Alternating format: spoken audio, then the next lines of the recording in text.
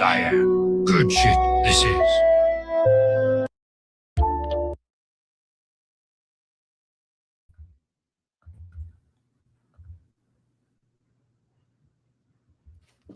Well, Are we live? well.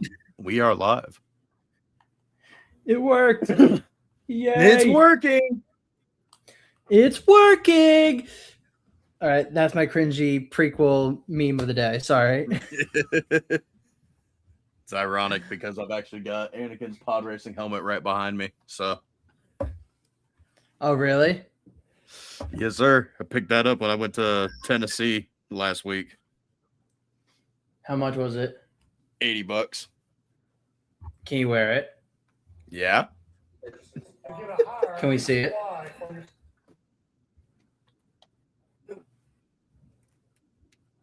I want to see. Take my fucking glasses off.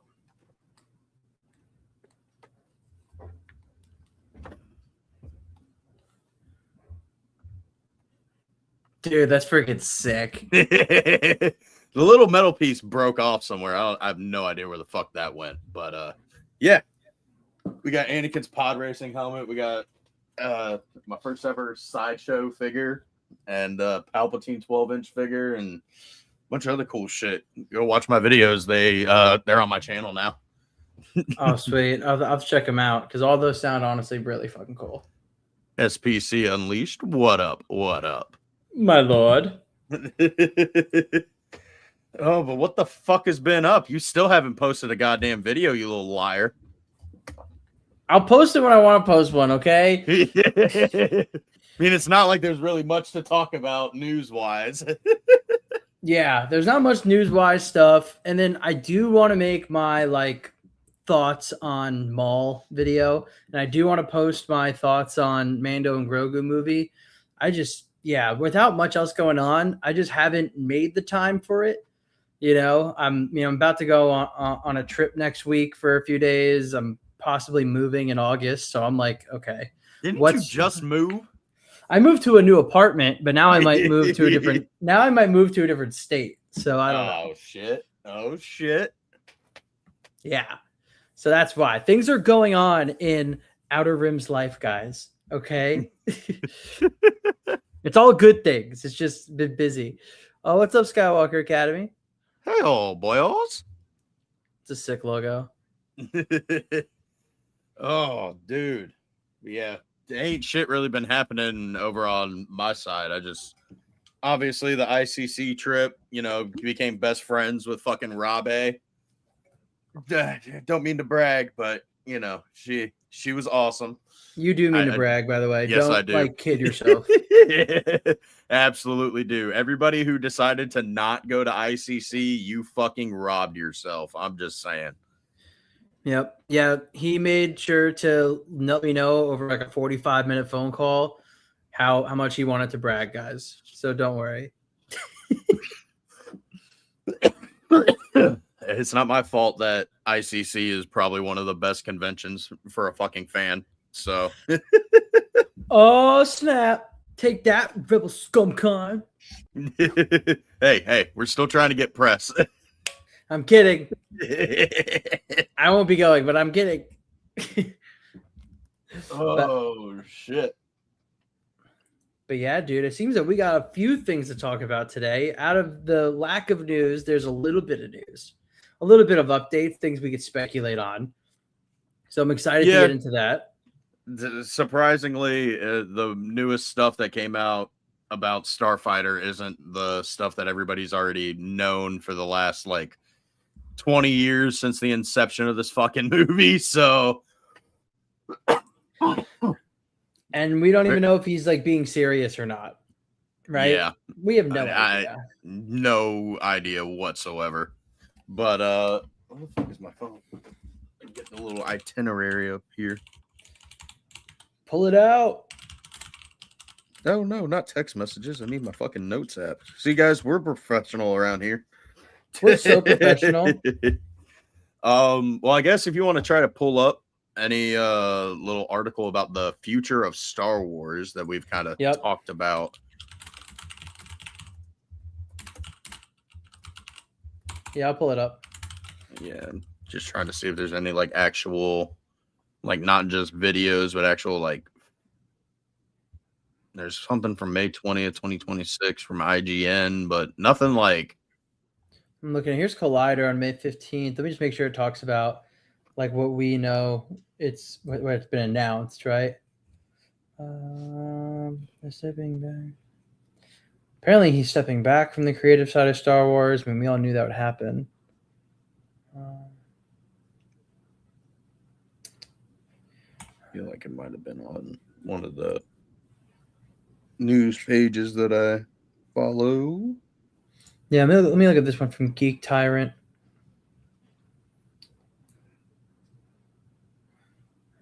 Funny.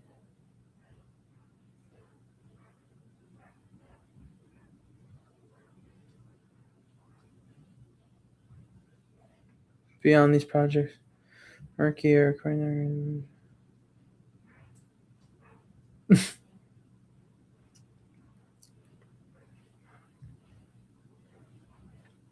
Yeah, I'm not seeing anything about what we've already talked about, like the 2 shows and 1 movie a year. Yeah, I'm not seeing anything. But I know, like, I've seen Star Wars Meg and a bunch of other people cover shit like that. Thor Skywalker talked about it. Let's see. I think TV show timeline. No, I don't want the timeline. Why do I care about a timeline?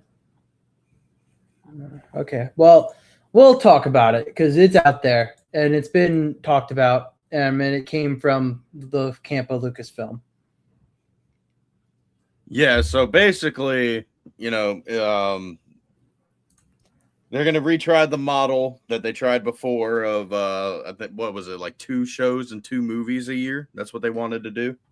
Well, back when they were trying to fire on all cylinders, back when we had the sequel trilogy coming out and then Rogue One and then and Solo, the idea was you were going to have a Star Wars movie every year, right? And it was going to be some of these anthology stories as well as with the episodic stories.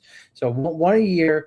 And then because of Disney Plus, you were going to be getting a lot of shows constantly throughout every year, right? Now, let's all be honest here. That didn't freaking pan out at all because of the bombing of Solo, which was really due to the reaction of The Last Jedi. They stopped putting out anthology movies altogether. I want to interject real quick. Star Wars is not a franchise where you can just churn out content. Agreed. Like, yeah, sure, you might be able to get away with doing a couple of shows a year, like 2 or 3, but George literally made the outline for Disney of what it takes to make a Star Wars movie. And it's a little contradictory because, you know, if you go back and you watch like the documentaries of the Phantom Menace, he starts writing it in 94.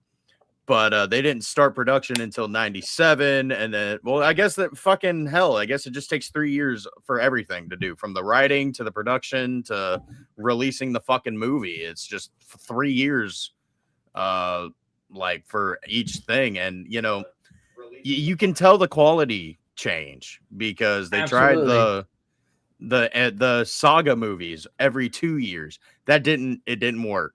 I'm not going to lie. That shit did not fucking work. If you go and you look back, we got 77, which was Star Wars, 80, which was Empire Strikes Back, 83, which was Return of the Jedi, the 99, 2002, and then 2005. Just stick with the 3-year plan because obviously the 3 years works.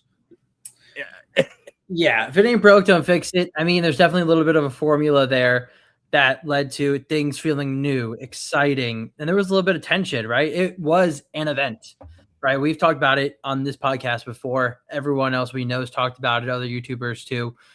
Star Wars needs to feel like an event. It needs to feel special. And even Kathleen Kennedy said it, but she was so stupid. She was like, we need Star Wars to feel like James Bond. We needed it to be an event. That's what she viewed everything else but Star Wars as like important. But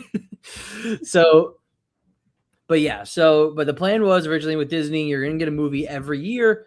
And then because Disney Plus was just coming out in 2020, they were just going to flood it with content.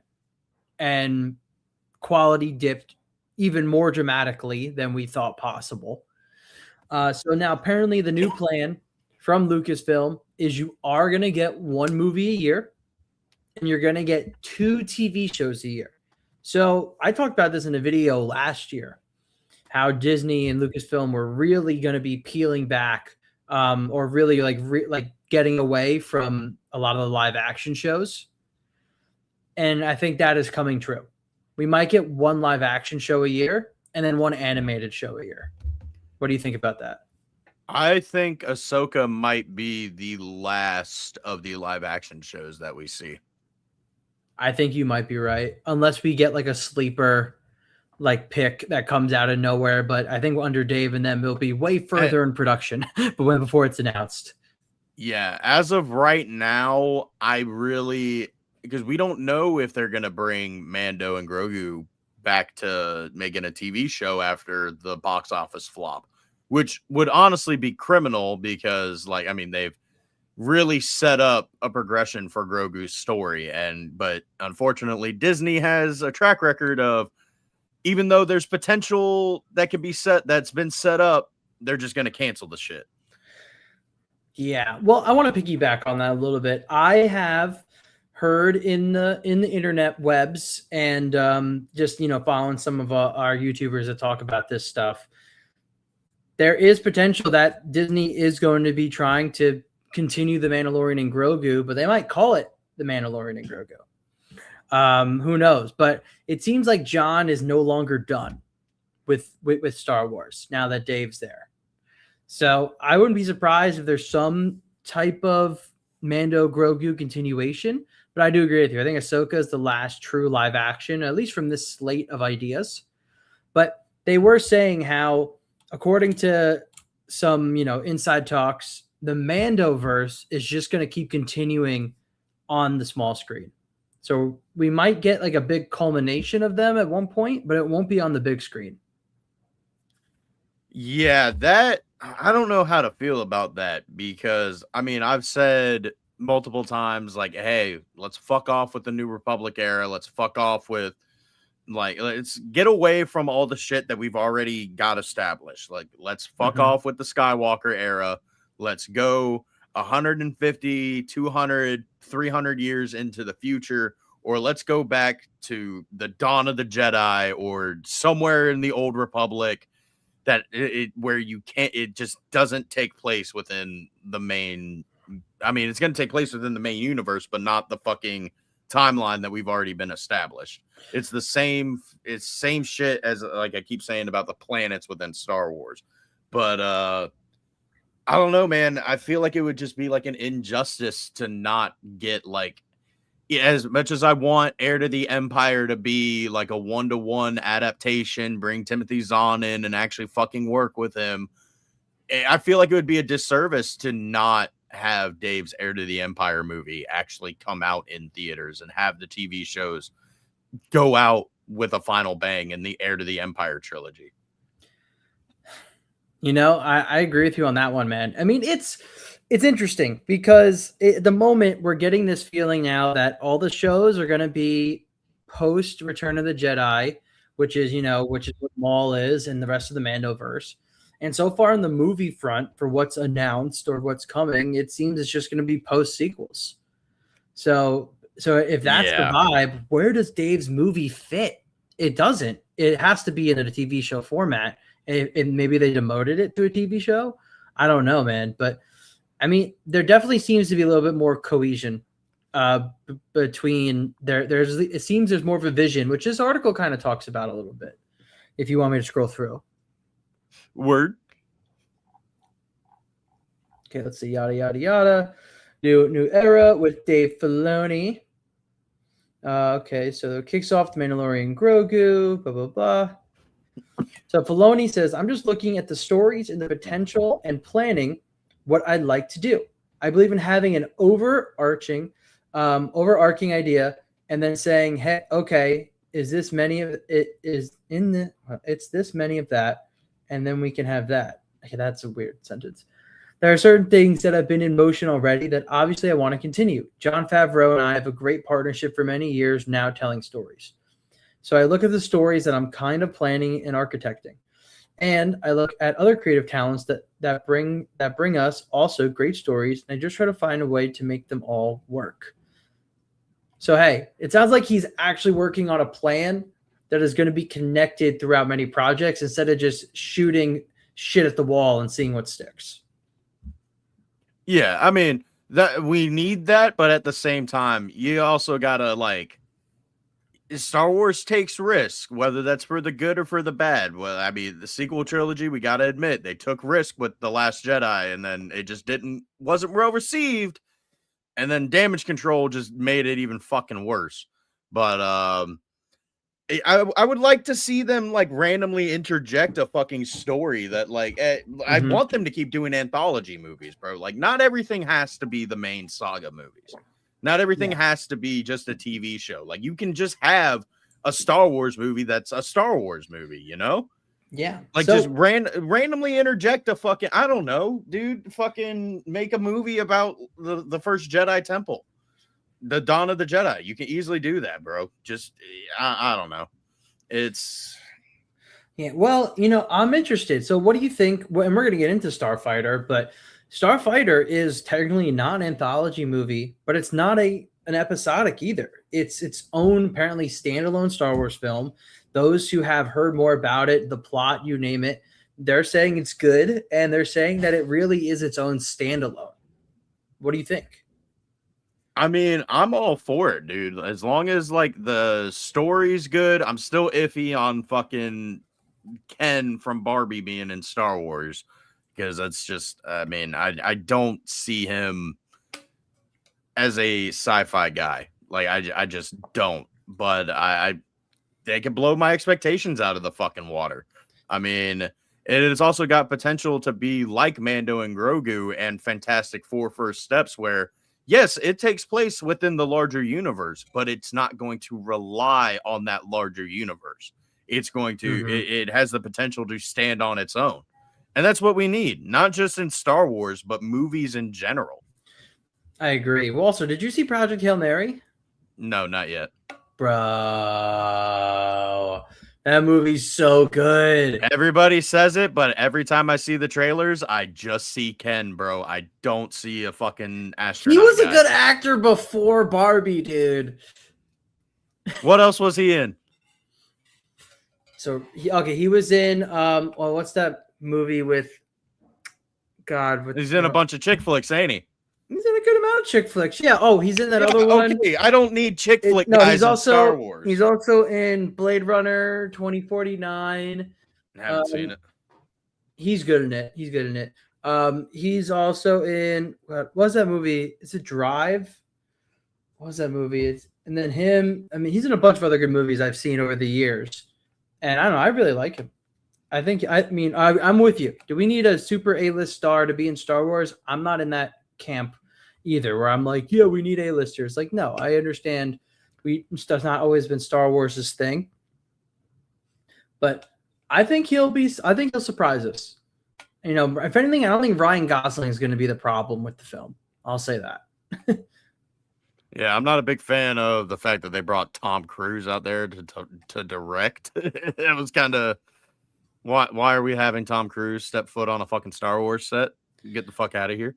Well, Tom Cruise does all of his own stunts, and he's fantastic at choreographing and filming these. Yeah, but he's stunts. Also a fucking weirdo, and I don't need him to be anywhere near Star Wars. Star Wars is already fucking filled with weirdos. I don't need another one. Yeah, but I'd rather him than Leslie Headland. I would much rather no fucking weirdos than any of those guys. Oh my god. Let's see. Beyond these projects, things get murkier. The Filoni talks about continuing plans that were already in motion. So that's probably relating to the Simon Kinberg trilogy. I don't think anything's coming from the Charmin Obaid Chinoy Ray movie. I don't think that's coming at all. What do you think? Probably not. I think James Mangold, the Dawn of the Jedi movie's dead. I think Taika Waititi film never existed. But yeah, I think right at the moment right now it's movies post sequels and shows post Return of the Jedi / Mandoverse.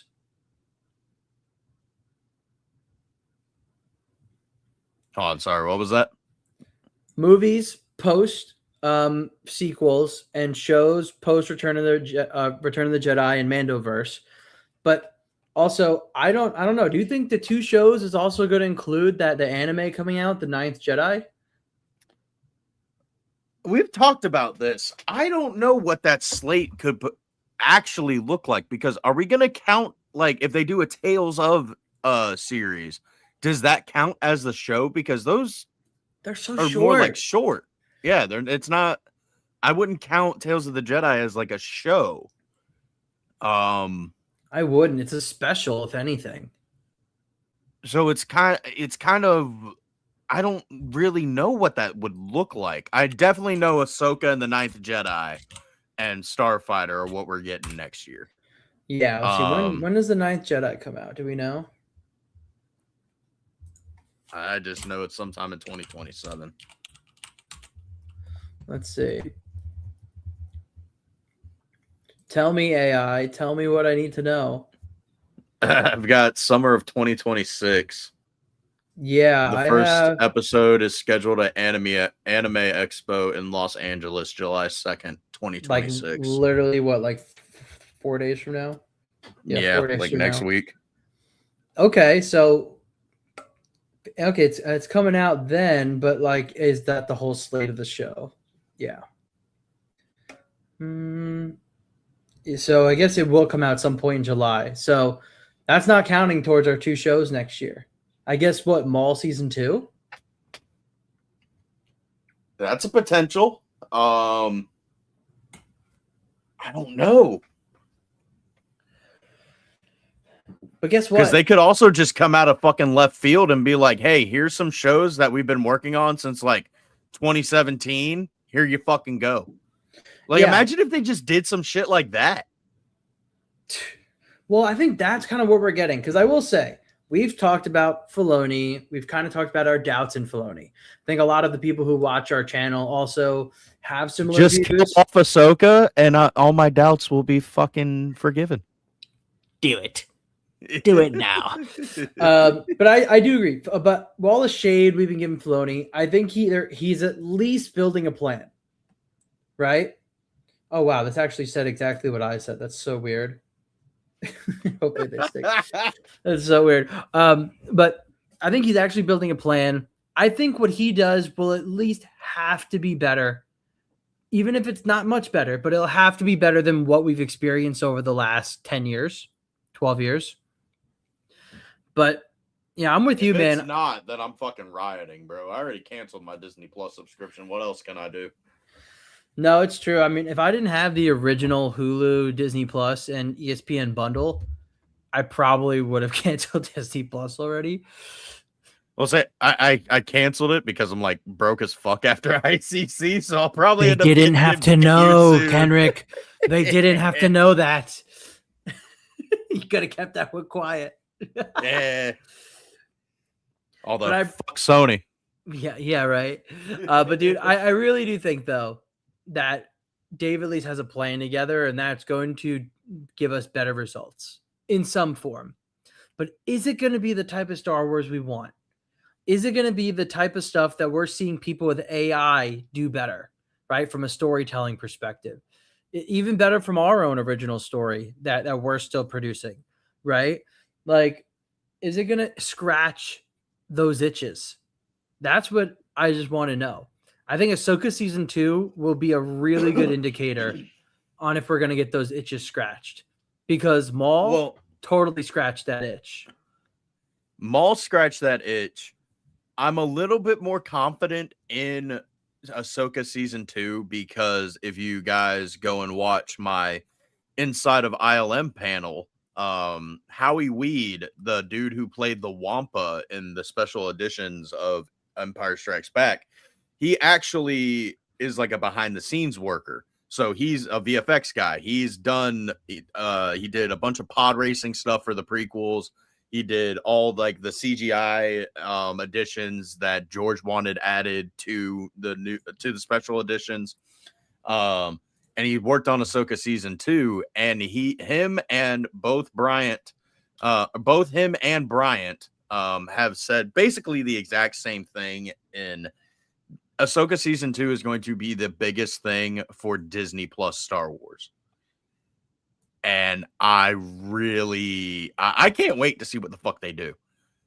I mean, I give the show flack. I give like my jokes and all that. And like, I want to see a skinnier Thrawn. I want to see Ahsoka die. And I give my fucking very opinionated thoughts about Anakin Skywalker potentially manifesting a physical form and fighting Balin. But if they do this right, bro, and we already know we're getting the war in the Star Wars with Admiral Akbar and Thrawn, and if they pull off the fucking cosmic side of the Force shit, they might be right. This might be the biggest thing for Disney Star Wars. It could be. Like, this could be opening up the gate to this side of Star Wars that a lot of us, like longtime fans, are really going to love. I mean, I feel like there's already a big group of people who already left. They're not coming back, right? I feel like there's still a big group of people who, who are really into Legends. And since Legends isn't coming back, they're gone anyway. So a lot of us who are kind of still in between, we're huge fans of Legends. We're huge fans of George's stuff, right? Like, we do want to see some culmination of that be on screen, right? Whether it be stuff with Old Republic, stuff going forward in the timeline that maybe just kind of skips around the sequel stuff, but that gives us what we want. I mean, I'm in, right? So I think before we get into the next topics, I got 2 little videos here that we could watch a little bit about. They're from Josh from Den of Nerds. We're going to skip around on the videos, but the first one is called "A Source Leaked Dave Filoni's Plan to Save Star Wars to Me." And then he has a second video of "I was told even more about Dave Filoni's plan to save Star Wars." I'm more interested in the second video, but I think I know where the first one goes. Is that the one where he talks about Dave doing a Skywalker? Hold on, let me do a good Josh impression. Yeah, Dave Filoni is gone. He's doing a Skywalker. But is it the one where he talks about Dave doing the Skywalker movie instead of Heir to the Empire, and it's going to potentially bring back Anakin into a corporeal body, and he's going to interact with Leia and Luke? I don't know, because these videos are both from a month ago. Yeah, I think the first one is going to be that one, but Okay. I have not seen the second one because I can't stand my impression of him. Yeah. Unfortunately, I think the person who usually would comment the timestamps on what he's talking about in the videos, like, this is on the Clips channel. But yeah, let me open the second one up. But hey, why don't we watch this for like a few minutes and just see if there's any juicy stuff in it? Yeah, let's see. Okay, let me share my screen, and then we'll go on to the next topics because this will lead into those.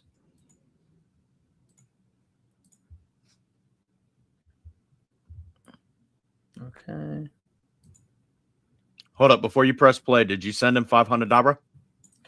Oh yeah, dude, I've been sending him $500. I've been slow. I've been giving him just a little bit of payments, a few dollars a week in cum coin. Dude, I just want to say I love your recommended video section. You got Josh, me, Star Wars Meg, and then Theory at the bottom.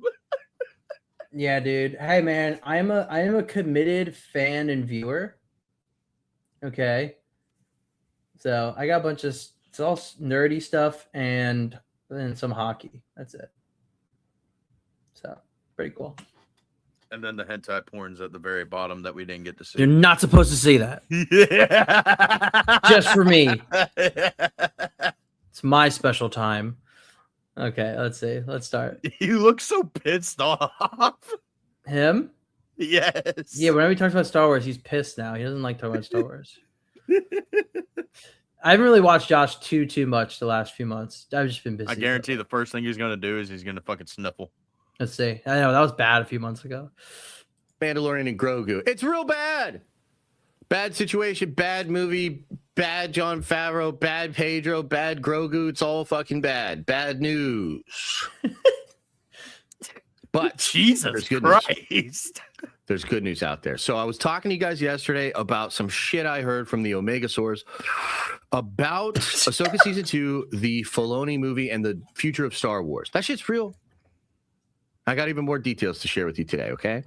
The TLDR from yesterday, just to kind of catch people up, I guess, is that Dave does have a plan to fix Star Wars. It involves the Skywalkers, it involves his movie, and it involves Ahsoka Season 2. Now, when Paul Tassi from... So that's what you said, yeah. I remember that video. That's what you said. Yeah. It's the Dave movie's turning into like a Skywalker culmination movie, and it's going to be back about the Skywalkers, yeah. Forbes reported that Ahsoka Season 2 is getting reshoots, and that's weird because it wrapped a couple of months ago. He was absolutely right. The show is being adjusted, and that does have something to do with why it's being delayed. So they're changing Ahsoka Season 2. The changes are to probably fucking get Mando away, like, fuck you, Pedro, get out of here. And then also to focus more on Anakin. As great as that would be, Brendan Wayne has already confirmed that Mando and Grogu is getting at least 2 more theatrical movies. So they're definitely not shoving them out of the way anytime soon. We're just probably not going to see them for a while. 2 more theatrical movies? What are you talking about? That's what Brendan Wayne said that, bro. What are they going to make movies about? It's probably just going to be anthology movies.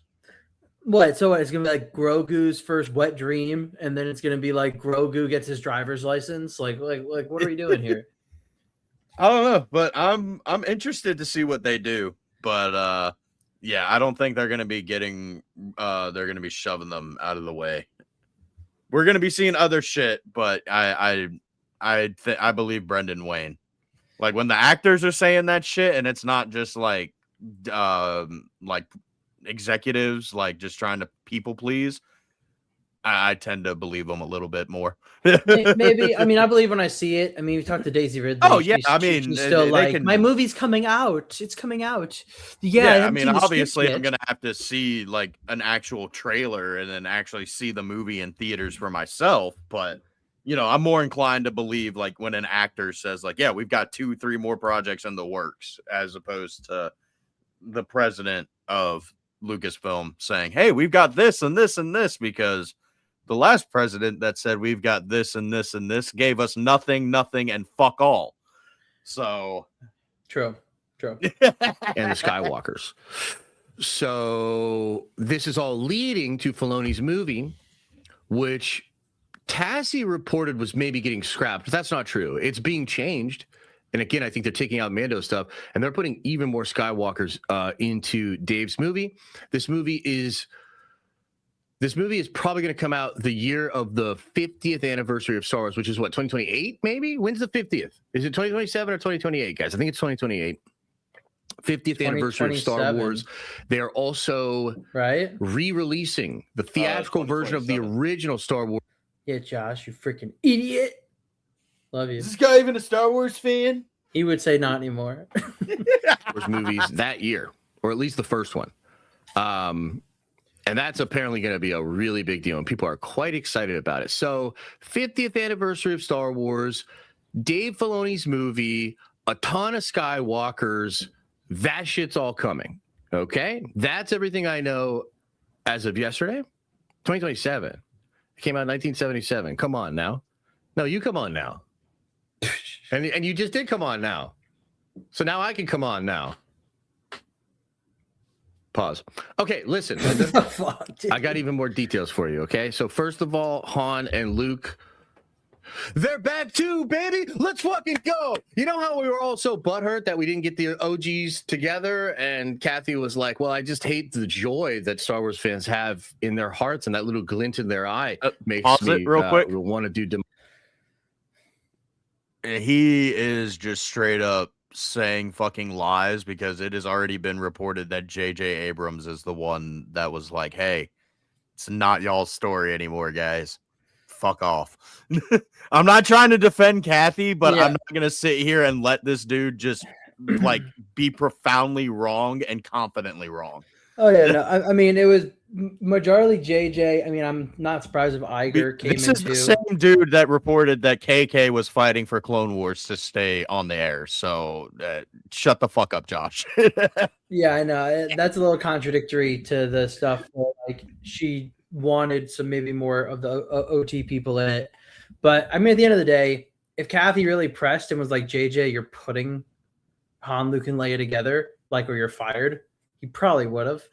But I think it came from Iger. I also could see her trying to do that and Bob Iger immediately being like, if you put these fuckers in the goddamn movie, you're fucking fired. I think it mostly came from Iger. I agree. I think a lot of it was Iger meddling. Because if I'm Kathy and I don't know anything about Star Wars, I would be like, you have to put the original 3 together because that's only what I know. But yet also JJ was a prequel hater. He wasn't even an OT hater. Fucking stupid. Oh God. Demonic things. Movies. Her quote, not mine. That's all gone. The Wicked Witch is gone. And so we're finally going to get Luke, Han, and Leia all together. And they're going to be a big focus of this movie.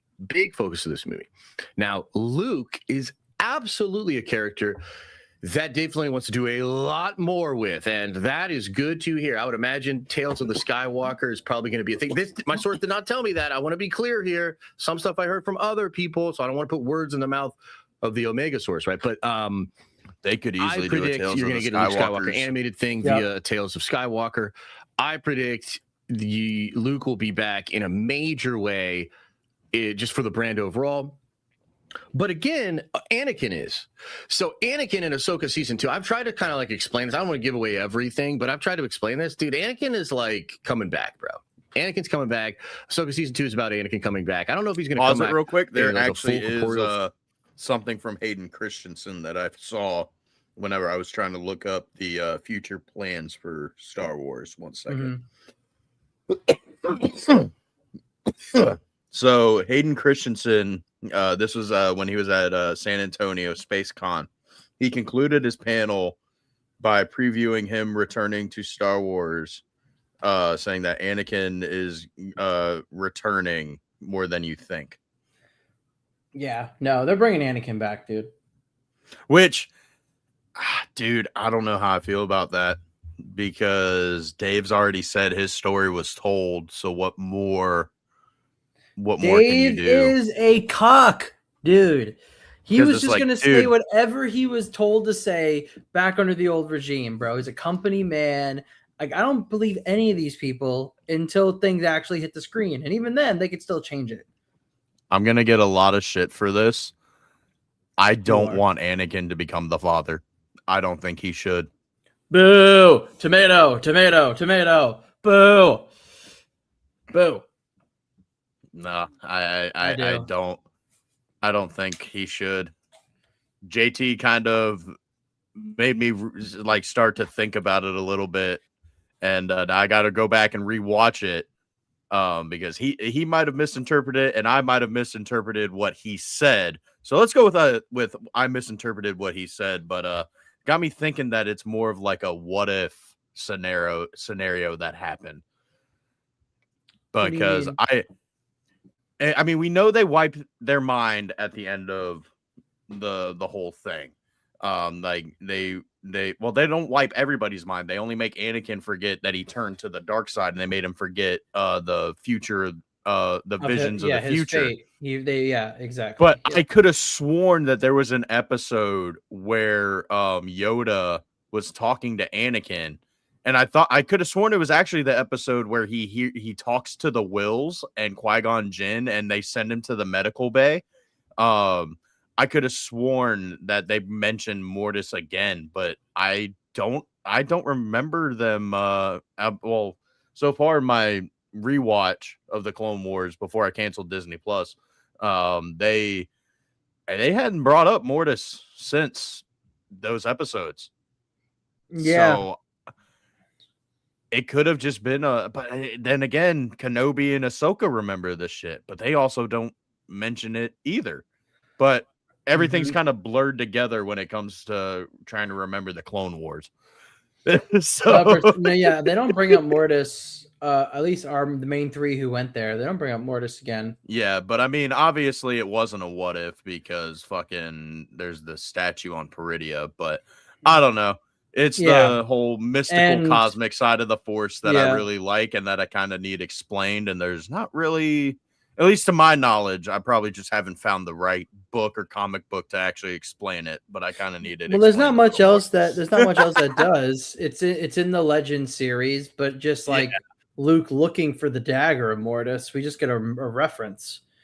So I think Ahsoka season 2 should probably give us more of an explanation about it. But yeah, and if they do and they fucking pull it off right, I'll give praise where praise is due. But if it's stupid and it doesn't make any fucking sense, and I swear to God, if we see the stupid fucking certain Togruta survive death a fourth or fifth time, whatever we're up at, I'm a flip shit. I'm gonna flip my fucking shit.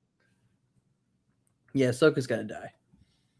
Form, but like he's basically gonna come back to life and help. He's gonna help a lot in Ahsoka season 2, and I can't help but think that's how and why he will be in Dave's movie as well. So consider this: we've never seen any, like, even Thrawn's shit, which was dope.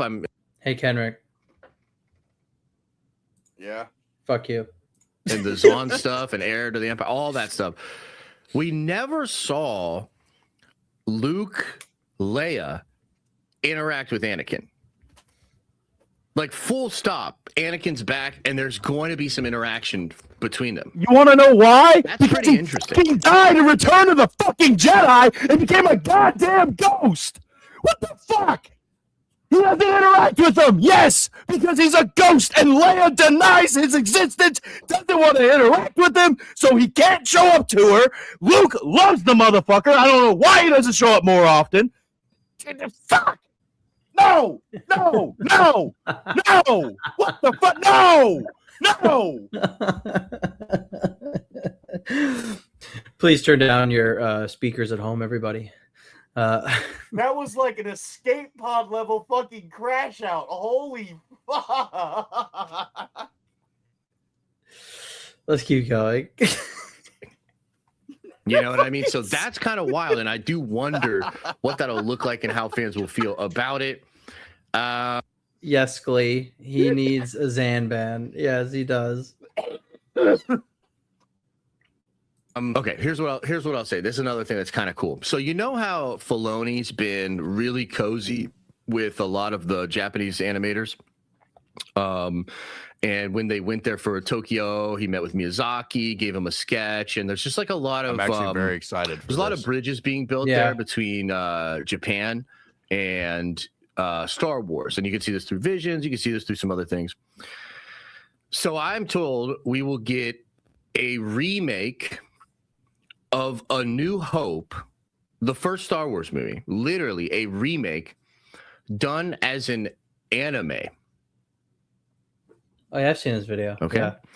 Yeah. Don't know what studio would be handling that. Don't know the vibes of it. But essentially, I think you could look at Visions and you could look at some of the very successful studios where they were able to tap into what I call it like the energy. It's basically they just got the feeling right.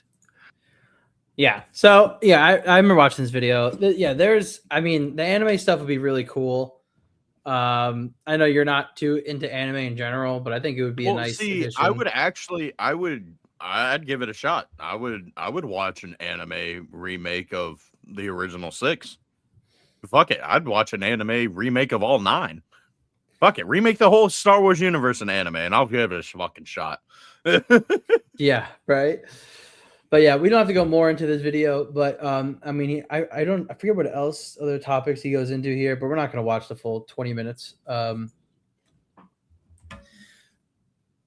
Didn't Obi-Wan's Force Ghost talk to Luke?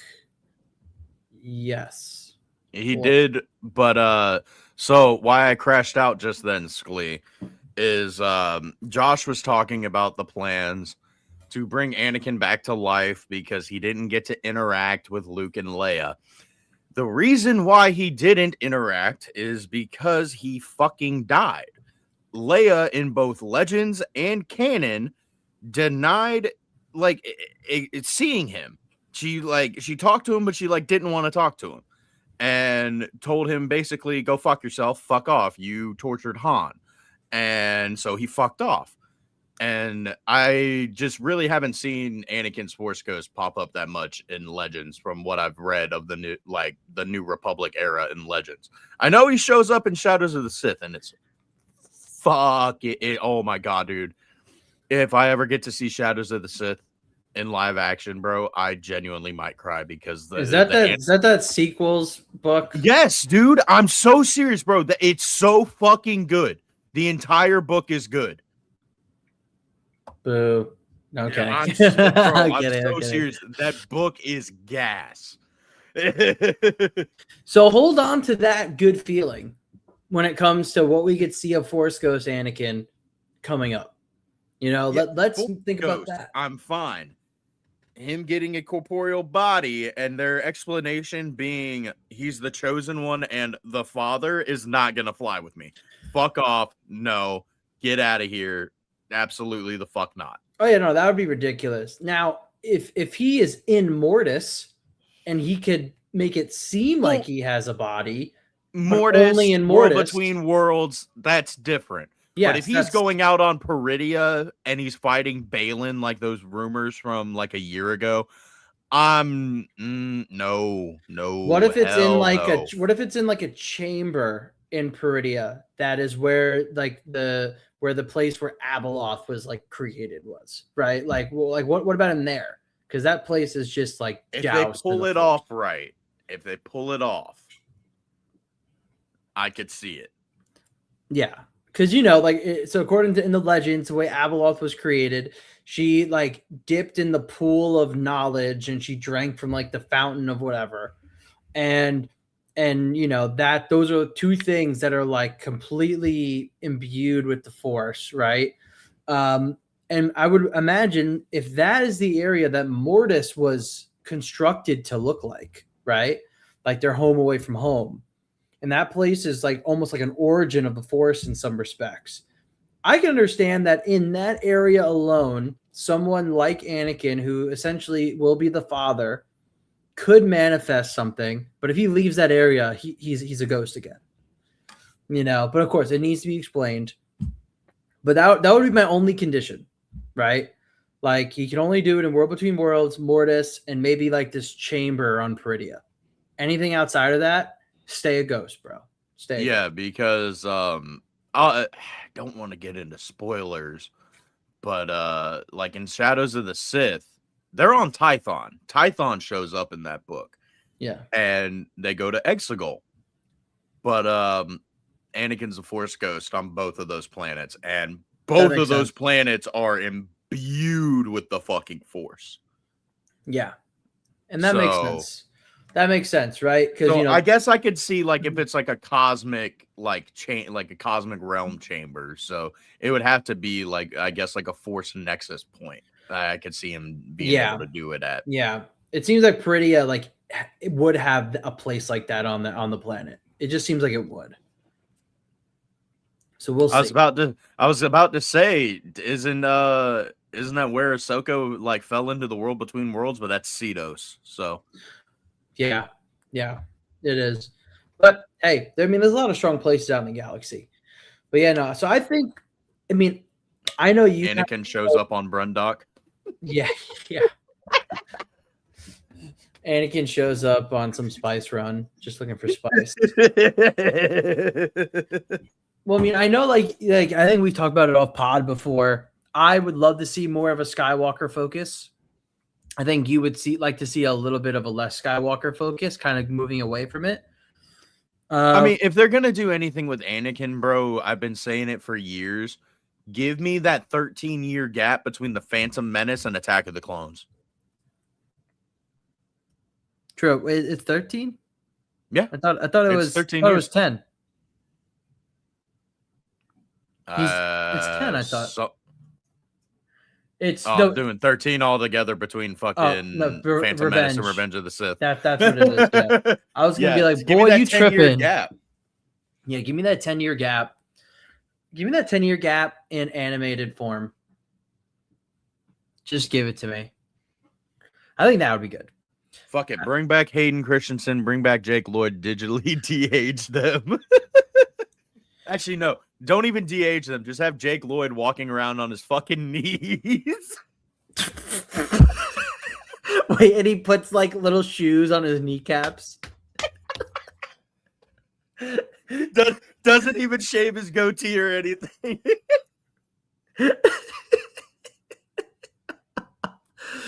Oh my god. If you just don't get it, I'm ripping on Kenobi because they didn't de-age Anakin at all. They did not de-age him at all, and he was fucking 19 years old. Like what the hell? Like, oh my god. That was like literally you were like, and people are like, oh yeah, like the budget has nothing to do with like the quality of the show.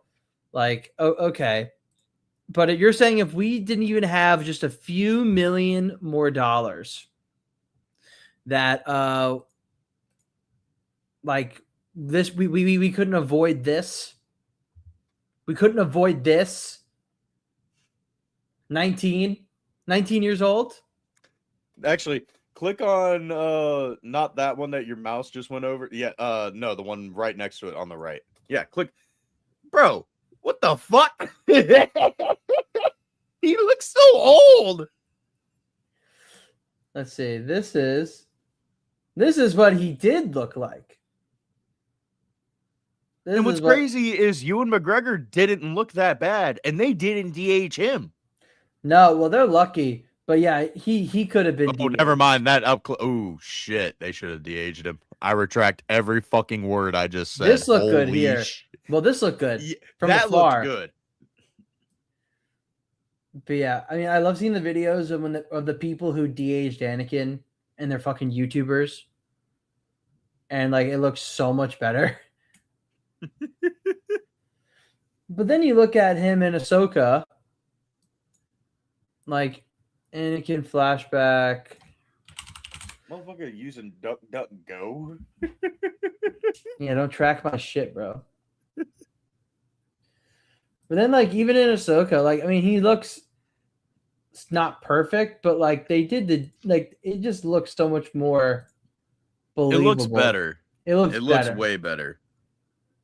It looks better. It looks better. And dude, and hate, like, seriously, like, this is how he looked. Like, this looked so much better. And Hayden Christensen's like a handsome ass dude. Like, he aged so well, you know. Like, you know, but they at least in Ahsoka they gave a shit. Like, they tried. That one, Well, they tried. I don't know. This one, it's a little uncanny valley, bro. Yeah, it's a little uncanny, but it's better than what Kenobi did. Oh, for sure. Totally better than what Kenobi did. But I mean, obviously, when he was that age, he was the GOAT. The fucking GOAT. Why does the animated version look so old too? What the fuck? Animated one? Because the animated version is fucking peak. Okay. No. Oh, okay. Let's move on. So Palpatine was supposed to get a fucking show underneath George Lucas. We are expert podcasters. That was the best transition any of you are ever going to see. Hey, if the escape pod can do it, so can we. But yes, if you guys have not heard this, Theory talked about it. I mean, years ago. We talked about it recently again because Ian McDermott kind of more publicly said it, that there was a time when George met with him and they were going to be doing they pitched him a live action show going about the rise of Palpatine on his political and probably potentially his secret Sith journey.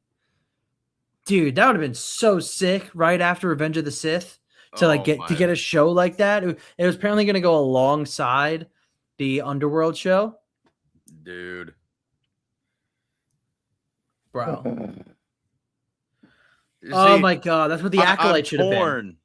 I'm torn because if the details I'm remembering are correct, and this is both the video that Theory just made and the video that he made years ago. I think it was like 2 or 3 years ago. Yeah.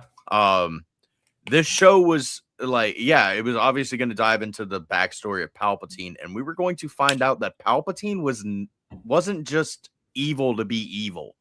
He was evil because of a bad breakup, and not the biggest fan of that because, I mean, the motherfucker is just evil. If anybody has read the Plagueis novel, I mean, anybody who knows me knows that I will rip on the Plagueis novel because it dives too much into Palpatine instead of Plagueis. Dude, that motherfucker is just evil. His dad literally says when he was born, he tried to hold him and cuddle him, and I think it was like swaddle him, not swaddle. I don't know what the fucking word he used, but like he was like trying to change his diaper. It was swaddle. He was like, okay, then swaddle. Fucking like he just felt this dark presence within him, and he wasn't sure if like his own child was his actual child. And then as he gets older, the motherfucker just murders his family. Yeah. I mean, and all it took was simply just Plagueis to outline to him like, hey, you can become this like political leader, and this is the path you must take. And then here's just a little bit of like the dark side that we noticed in you. He didn't really have to even push him. And then it just, everything fell into place. And Palpatine just was like, I want power, right? I want to rule, right? Then eventually I want to live forever. You know, like it all just wasn't like because he was scared. It wasn't because he had his heart broken. No, he just wanted power.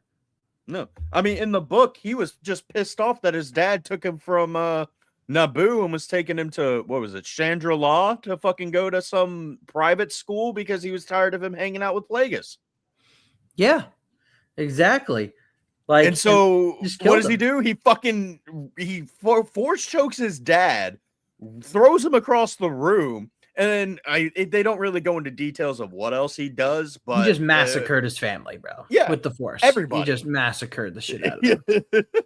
And apparently it was like bloody and there's like bodies everywhere. And he was like, what did I do? For the love of God, give us the Plagueis novel adapted and give me that in live action. For fuck's sakes. Dude, it'd be so easy. Much money, Lucasfilm, but you fucking won't do it. You won't do it. You can make it a show. You could even make it a show. It's like the timeline is so long. You can make it a show. Oh my God. It'd be so good. But yeah, so I think amazing idea to do a Palpatine show, right? Which really is the second half of the Plagueis novel, based on what Ian McDiarmid was saying that George said, right? It was about his political uprising, how he was able to move his way from being just a political student on Naboo all the way to then becoming the Senate seat of Naboo, and then moving into the Supreme Chancellor. And it said it was going to go a little bit into the rise of the Empire as well. So we would have gotten a Emperor Palpatine, probably part of that show towards the end. What do you think?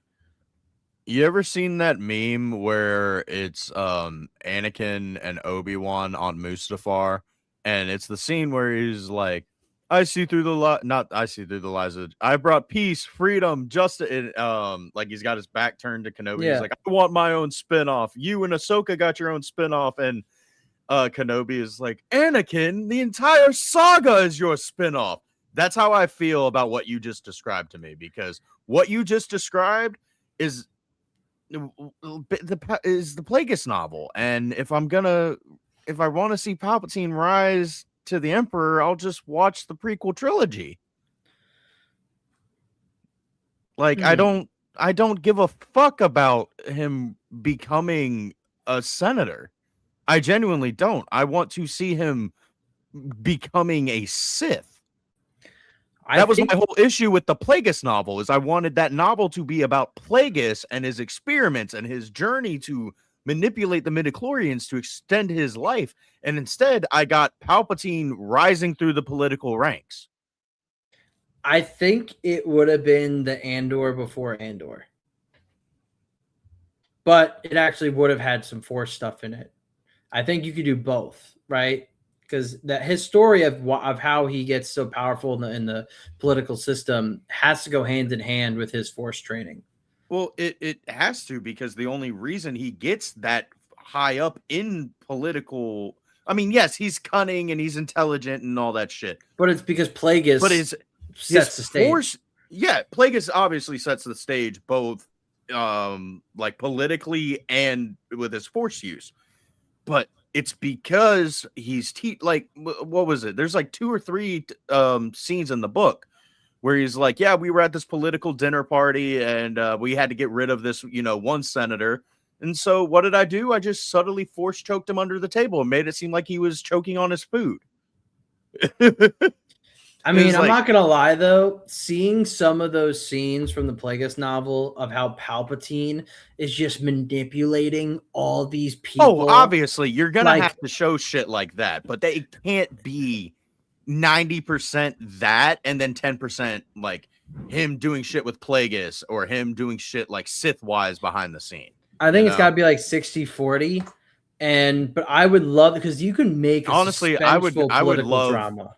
I feel like it would be great, like 50-50, because on one hand, he does have to manipulate the entire galaxy politically into falling for what happens during Order 66. But you also have to show him doing the Sith shit in the shadows, like meeting with Count Dooku, meeting with the Trade Federation, meeting with the fucking people on Camino and all. Show me Sifo Dyas.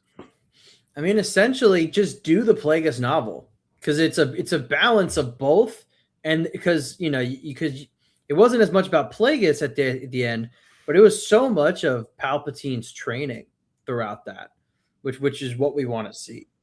At that point, just make the Plagueis novel. And then even after, like, he kills Plagueis, obviously, because when he kills Plagueis is literally at the same time Darth Maul gets chopped in half. After that, you can show him doing the political stuff while also like the Sith will rise again and all that. Yeah, like you can easily do it. Like I would just hate the show if it's like 90% Palpatine going from a schoolboy to I don't know, a junior governor to senator to fucking I don't need to see all that shit. I really don't. But it would have been a sick show. It probably would have been a sick show if George was doing it. I mean, except for I mean, even Theory said in both of his videos that he doesn't know if the heartbreak thing was Disney or if that was George. Because I mean, if it was George, I'd give him the same amount of shit that I would Disney. Because I would, yeah. That's just a terrible. That's not Palpatine to me. Like Palpatine's just evil to be evil. Like he's honestly like Voldemort. Voldemort's just evil to be fucking evil. Yeah, Voldemort can't even love. He can't even feel love. Yeah. Yeah, I really don't want to think it was George's idea, because George has been with that character. I could see George doing that though. I could totally see him doing it.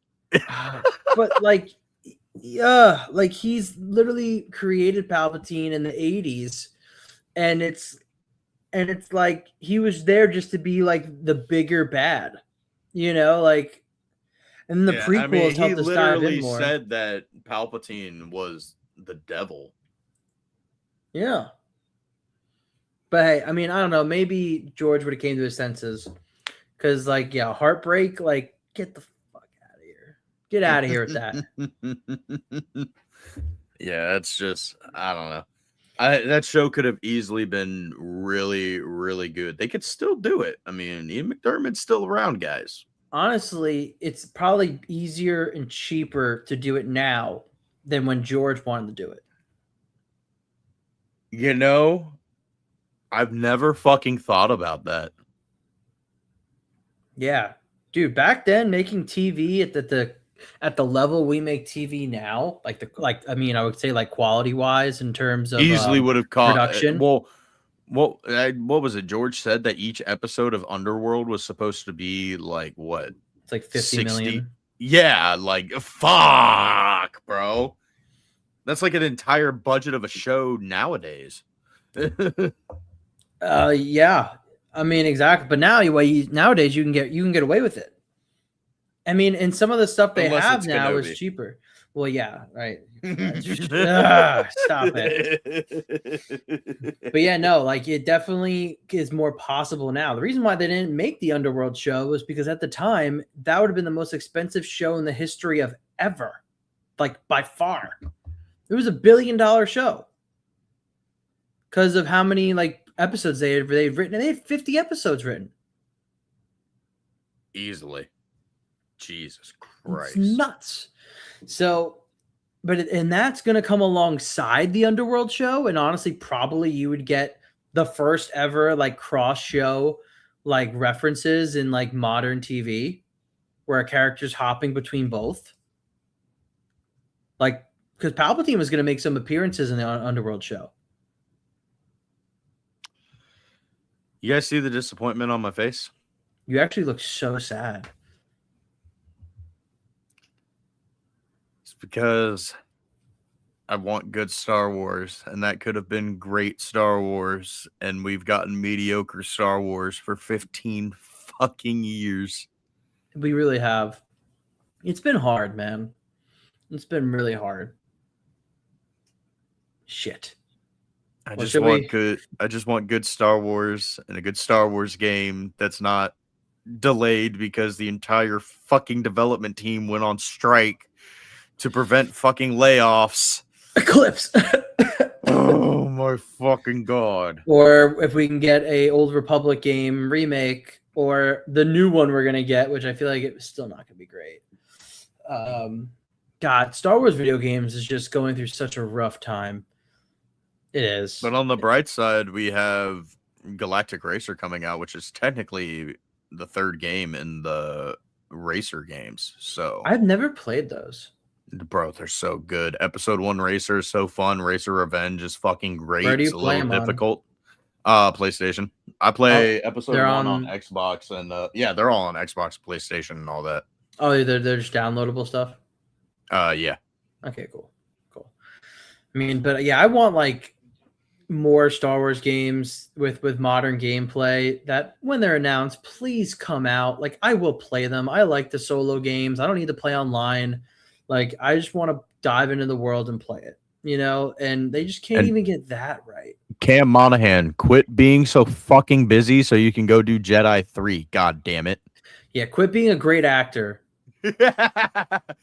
Quit being good at your fucking job, Cam. Quit being so good that I want you in live action Star Wars and you're still not there. Like just quit doing that. I want him to be in live action. You know, if he showed up in the Mandoverse, no, he can't. He's probably dead. Well, no, he might not be. No, he's probably dead. Dude, they dropped the ball on being able to have Cal Kestis show up in live action, bro. They easily could have had him show up in Kenobi right before he goes to Fortress Inquisitorius and be like, hey, buddy, I literally did that like 10 years ago. Actually, I know. That was so crazy. They literally just stole Cal Kestis' plan. They're so unoriginal that not only do they steal from legends to tell new stories, but they steal from their current canon to tell new stories. What the fuck have we come to? Gosh, it's upsetting. You know what? On that, I think we need a little smoke break.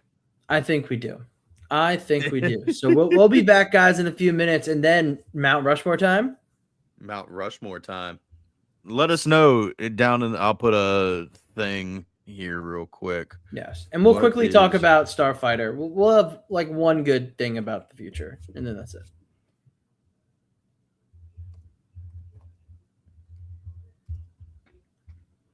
Do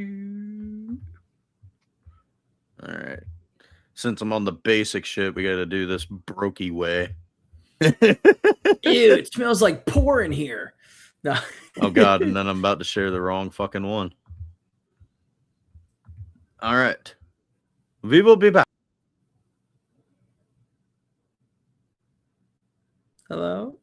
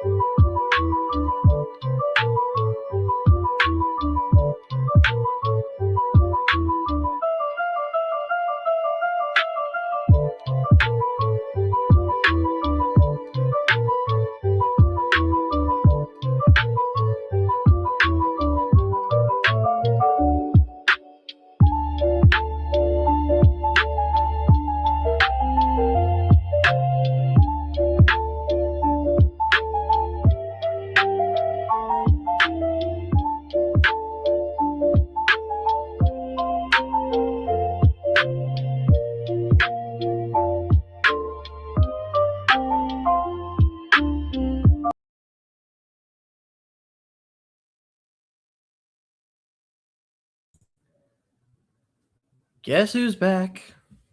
Back again. Shady's back. Tell your friends. I don't How know was- that song. You don't know the Slim Shady? I don't listen to that hood rat shit. Oh, you don't listen to some hippity hop? Yeah, I do sometimes. But White boy from South Carolina.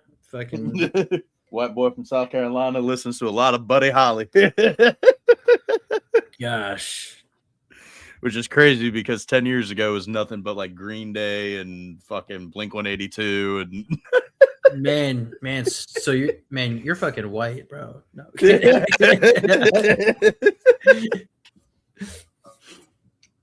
Oh, well, Okay. the time has come. Do we want to talk about Starfighter? I mean, I'm okay. Oh, yeah, if we skip can- it. I mean, we can talk about it. I mean, it's not nothing big.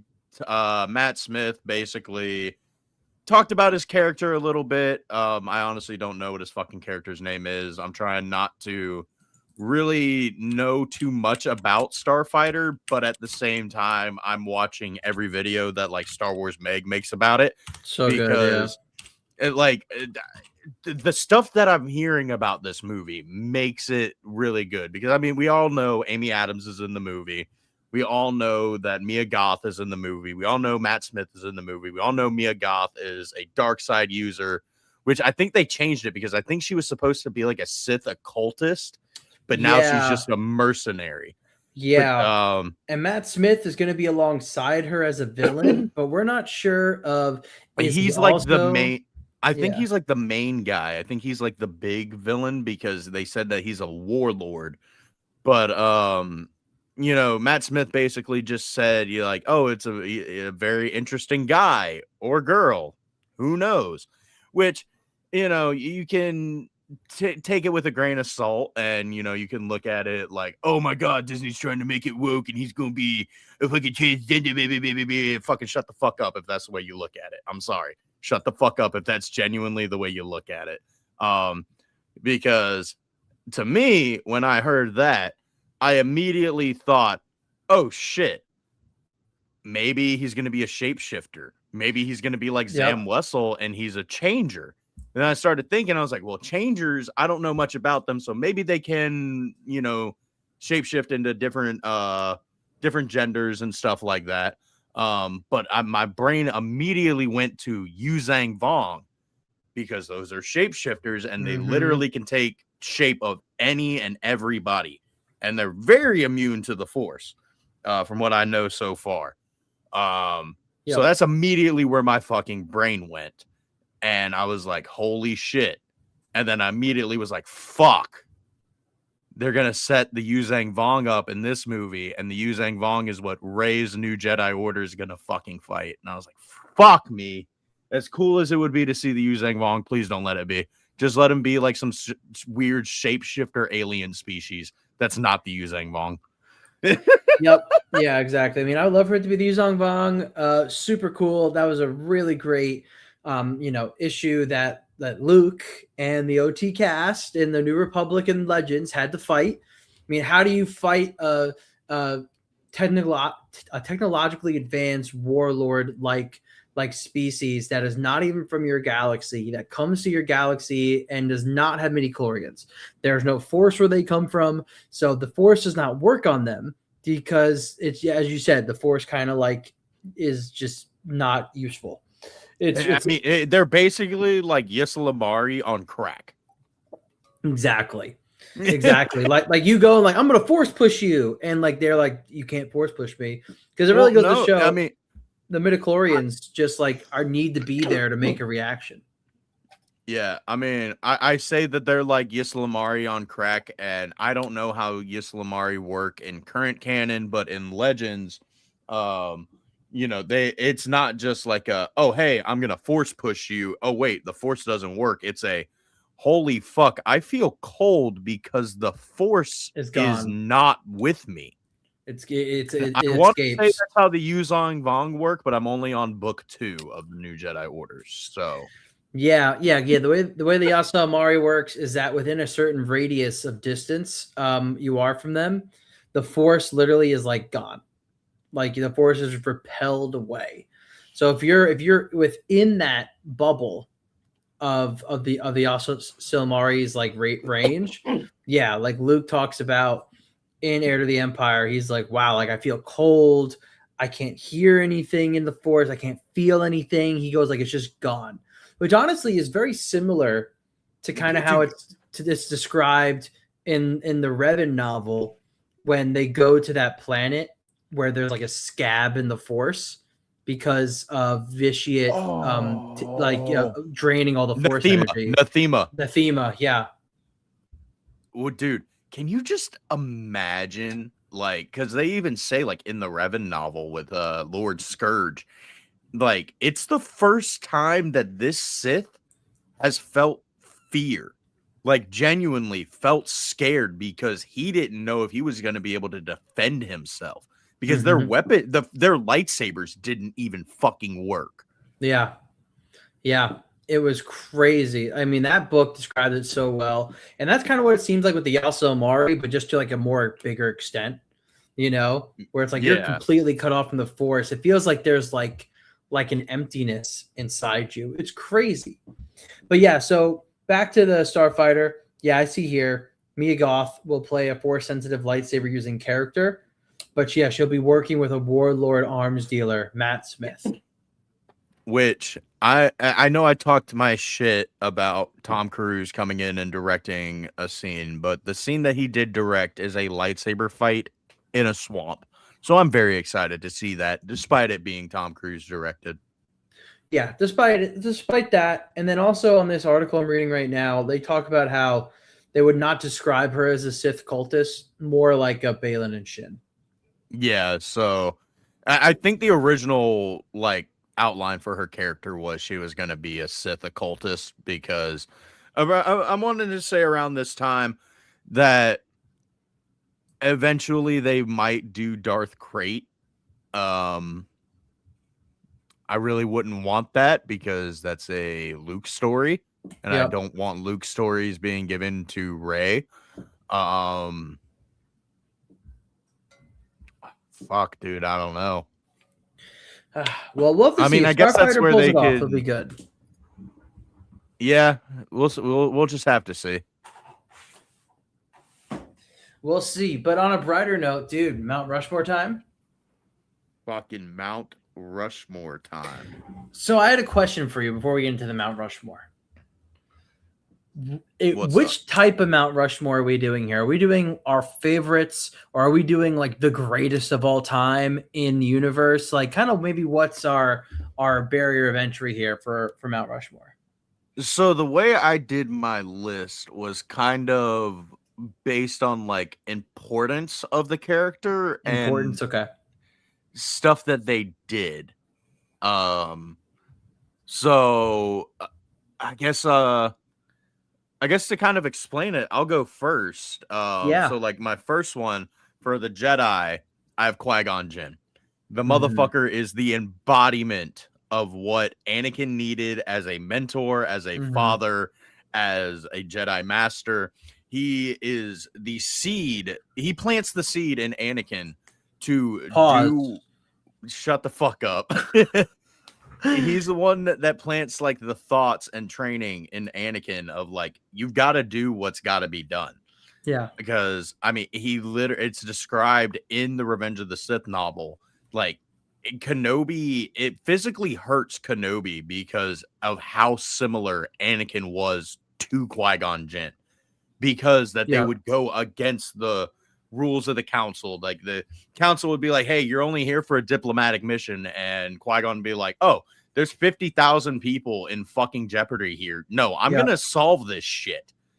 Yeah. And like there's just there's too many things to really list, but like Qui-Gon, if he was around, he easily would have prevented Anakin from turning. He easily would have found out Palpatine was Sidious well before the Jedi Council did.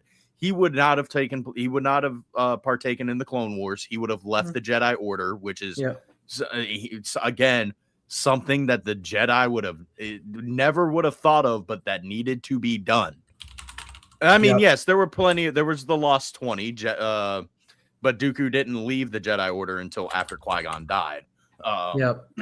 Officially. Yeah, but dude, the importance of Qui-Gon, like, he easily is my number one pick for like the first spot on my Mount Rushmore of Jedi. Okay, are we doing like a draft, or we're just going like 4 in a row? Well, we could do like back and forth. Back and forth. Like do our list, and then like if we have time at the end, maybe we could do a part 2 or something.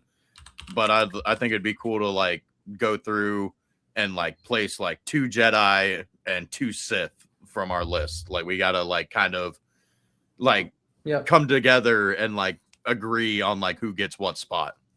Okay, got it. So let's I'm gonna write this down just so I have it. Qui-Gon is Sklee's dad. Dude, I would love if he was my dad.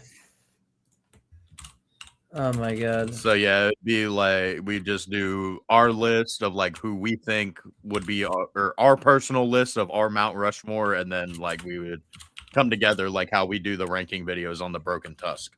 Okay. So and then want me to go now for mine?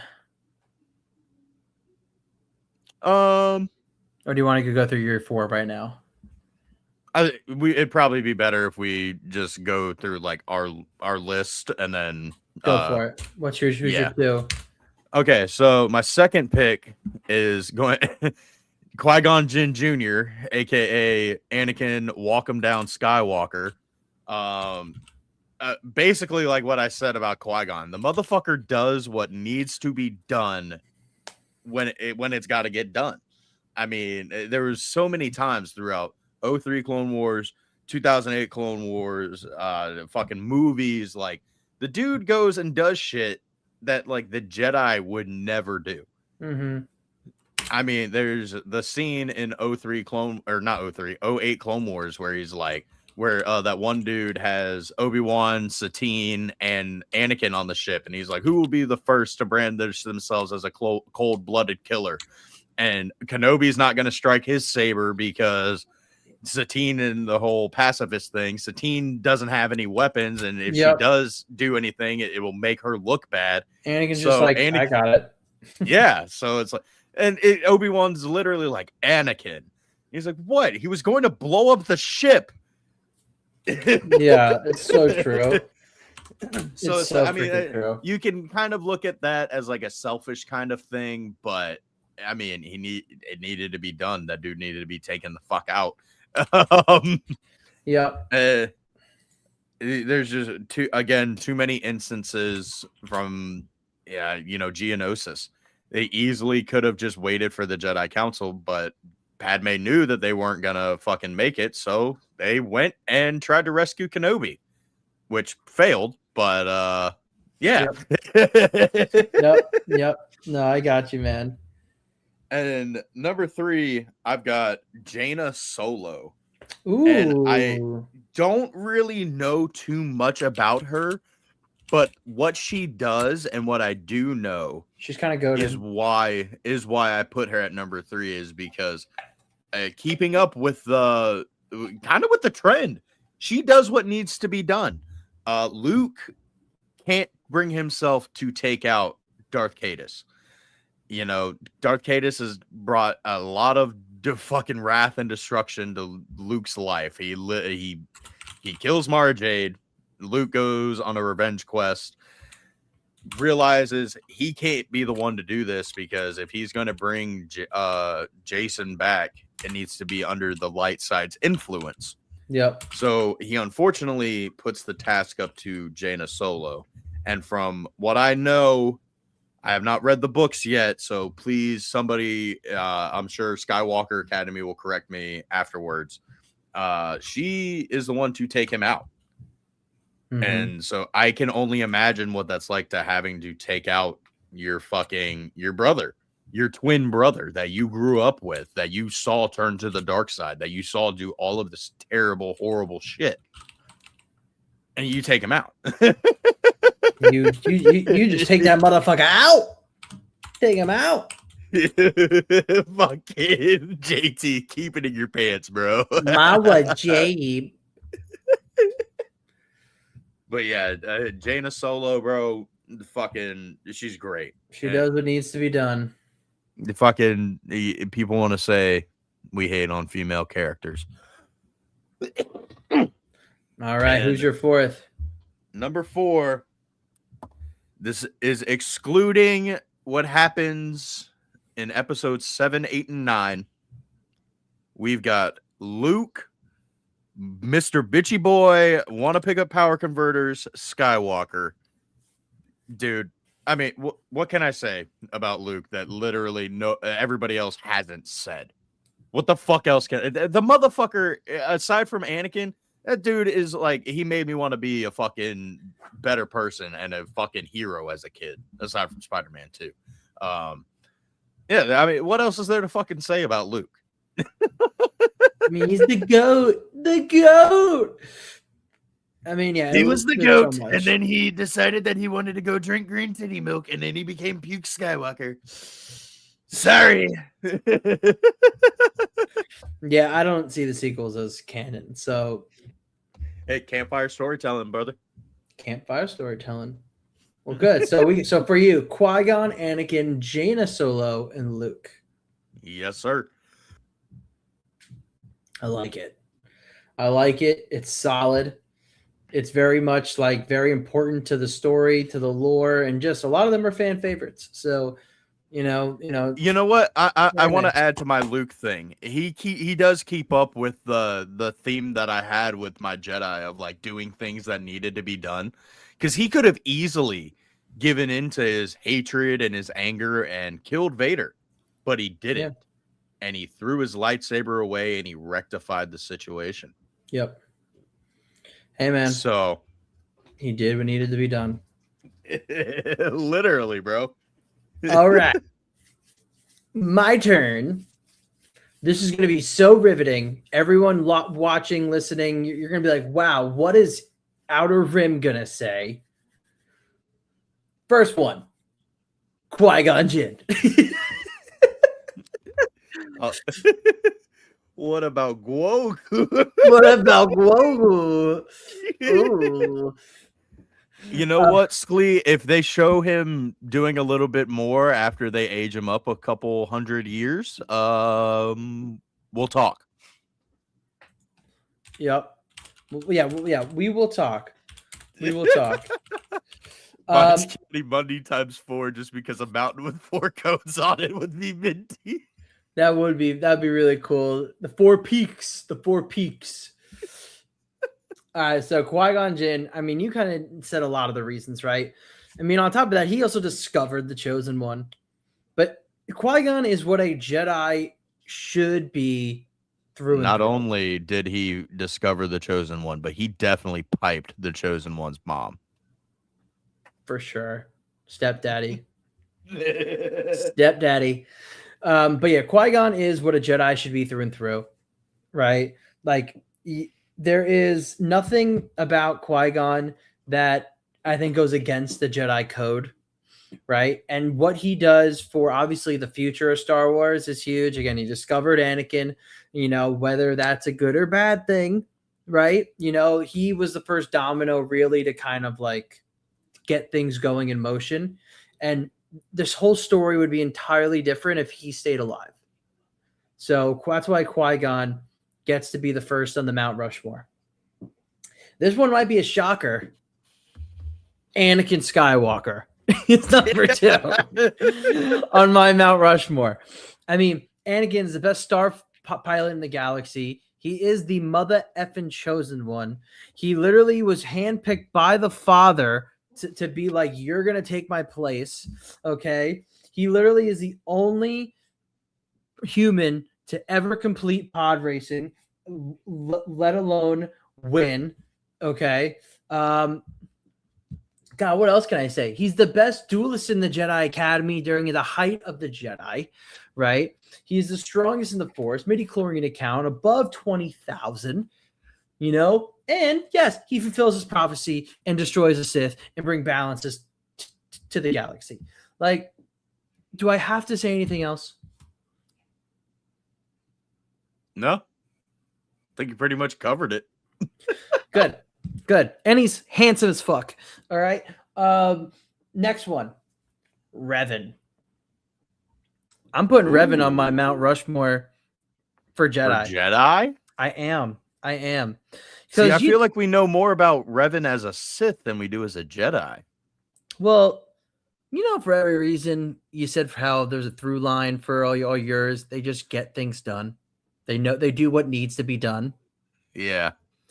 This dude went against the whole Jedi. He took his little group of other Jedi supporters, and this motherfucker ran the Mandalorian Wars. He did what needed to be done. He wiped out a whole planet. Like, dead ass. This man learned what needed to be done. Wiped out the whole planet, got rid of their fucking helmet. Yeah, like he literally took their most sacred artifact and goes, "It's mine now, just so you don't have it." Like, so as a Jedi, he was so powerful, he was so influential, he did what needed to be done, right? He literally set off the Mandalorian Wars in a way of like he ended that shit. This man, dude. Yes. So when you were talking about Revan taking the helmet just so they couldn't have it, you know what that reminded me of? It reminded me of fucking Robert Downey Jr. going like, "Yeah, you know the A from Avengers? I have it." Yes, yeah, I have it, dude. Just so you don't have it. That's why. Also, Revan and his Padawan, right? Malik, right? Yeah. They dead ass were like, okay, well, it seems these Mandalorian dudes were being actually told to do this by a further power, a power that's calling to us. That's like really dark side. This origin of power. Let's go check it out. And they literally go there and know that they're going to be going down into the dark side just to see if they can learn about it. And yes, their minds get all twisted and they actually do fall into the dark side pretty hardcore. But their intention was literally just to go there to learn how to beat it from the inside.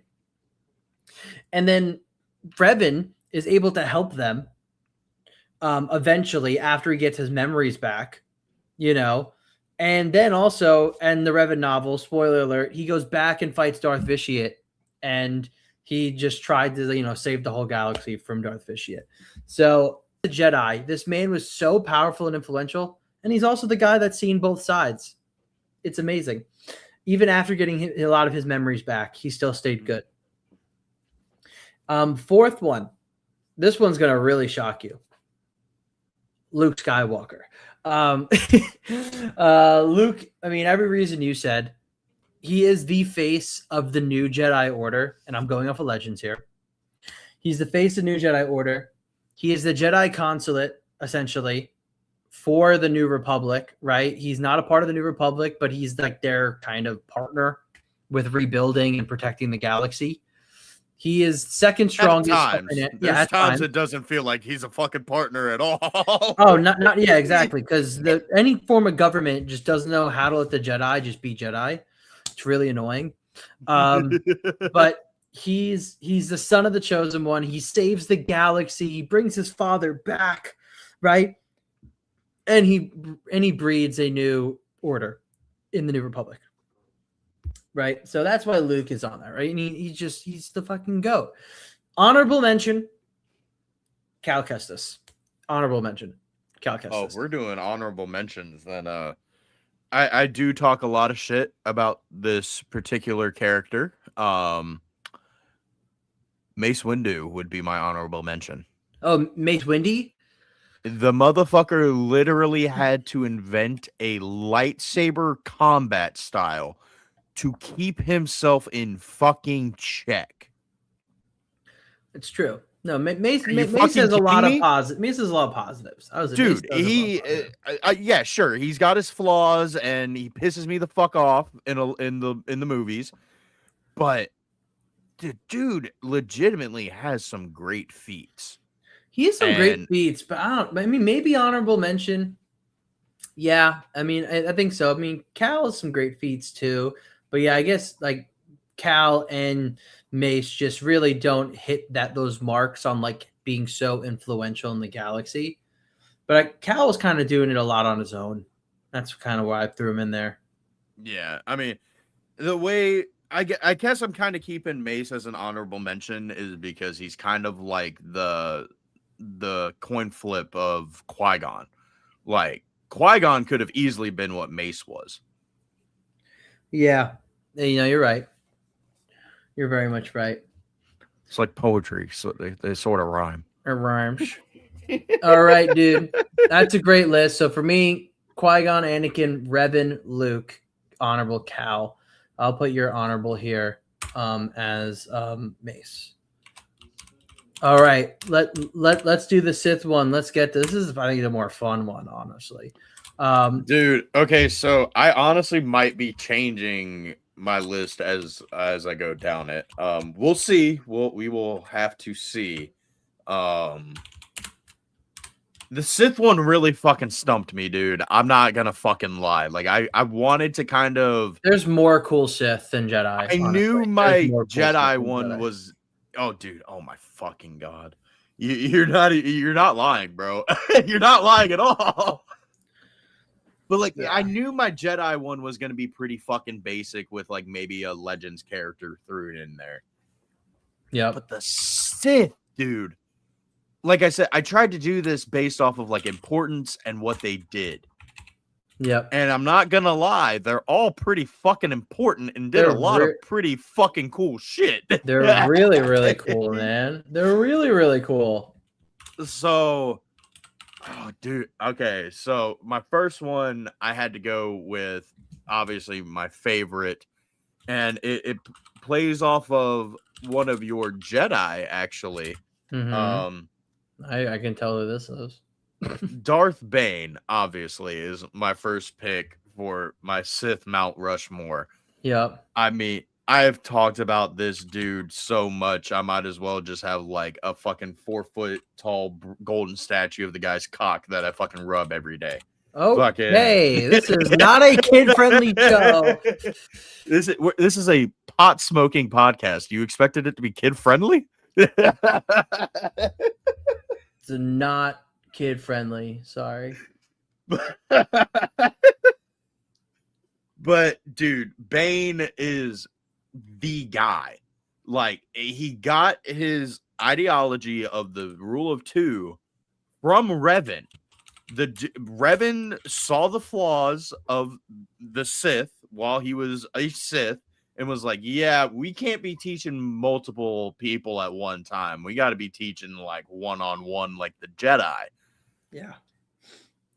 But Bane took it and was like, rule of two, one master, one person to crave this power. Fuck teaching everybody. I'm going to teach one. The motherfucker manipulated Lord Khan into creating the thought bomb. And the only reason why Khan hadn't made the thought bomb was because he wasn't sure if the rest of the Sith could survive it. Bane convinced him that they would. They didn't. Bane literally fucking shrugs off the fucking the thought bomb like how Vader shrugs off Starkiller's force repulsion in that one cinematic where he's like where he disintegrates all the fucking stormtroopers. Yep. Fucking Bane, dude. Bane. That dude was just brutal. Evil. Dude was just evil to be evil, dude. He was. I mean, he wasn't evil to be evil. He was literally brought up by an alcoholic, rage-driven father. You know, so it's like he's got all this pent-up fucking rage. He lives on a shitty-ass fucking homeworld that. No matter what you do, you're constantly in debt to the government there, so you can't even get off world to make your life better. He fucking falls into the Sith by accident because he kills a fucking new and it's his only way out. Officer. It's his only way out. Literally his only way out. And he takes it upon himself. You know, it's kind of keeping with the theme of the Jedi list. He gets shit done. He sees weakness and he's like, dude, we just gotta like do this. Like, why don't you? What do you mean? Like, oh, dude, he's so fucking great. I love Second him. pick easily is going to be his apprentice, Darth Xana. Ooh. Dude, Xana, one of the most badass, one of the most powerful female, keyword there, Disney, fucking female Sith characters in all of the stories that I've read. She's found by Bane as a 10-year-old girl, and the reason why he takes her under his wing is because she kills 2 Republic officers that are like hunting for survivors, and they As a kill kid. her friends. Yeah, Yeah. as a kid. Fucking snaps their neck in such a brutal way that Bane's like, holy fuck. Bane's like, hold up, wait a minute. Bane takes her under his wing. She does what Palpatine did before Palpatine did it. She uses Force deception to go into the Jedi archives to find out how to get the Orbalisk armor off of Bane. And at the very end of it, this is what I mean by she's one of the most powerful Sith characters in all of existence. She's literally able to manifest the dark side into physical fucking tentacles with like hooks that grab onto Bane and basically suck the life force out of him and send him into what the fuck did they call it? It's called oh, what the hell was it? I forget what it's called, but essentially like the nether regions of the Force. Yeah. And they just banish his fucking soul there because he's trying to do essence transfer. Bitch. Bro, what the come on, bro. How are those two not already in canon? How are they not like in live action already, bro? Like, Jesus fucking Christ. Oh my god. So who's your third? Number 3 is one I'm going to have to change because I originally had Darth Nihilus on it. Because I mean, the Lord of Hunger, why the fuck wouldn't he be on here? But I'm going to replace him with Darth Malgus. The motherfucker who sacks Coruscant in 3 days.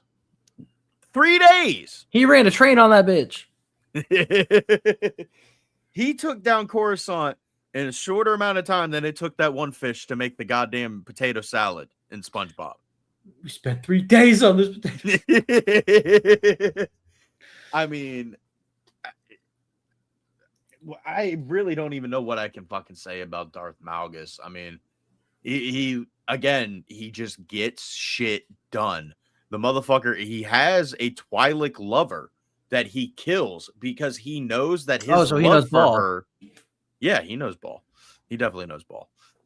She definitely knows his balls too. Oh, clip that. But he knows that his love for her is a fucking weakness and that it can be exploited because it was exploited by the Sith Council. And so he kills her. I mean, bro, he's the guy that's in the cinematic trailers when they go and they take back Korriban because fuck you, George, it's Korriban, not Moraban. Dude, he's just great. He goes up against Satele Shan and she fucking like blows his goddamn jaw off.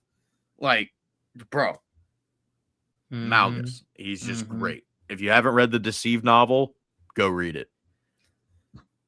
And then number 4 technically should have been number 1 because he is the first Sith Lord, Mr. Ajunta Paul. I like that. I like that one.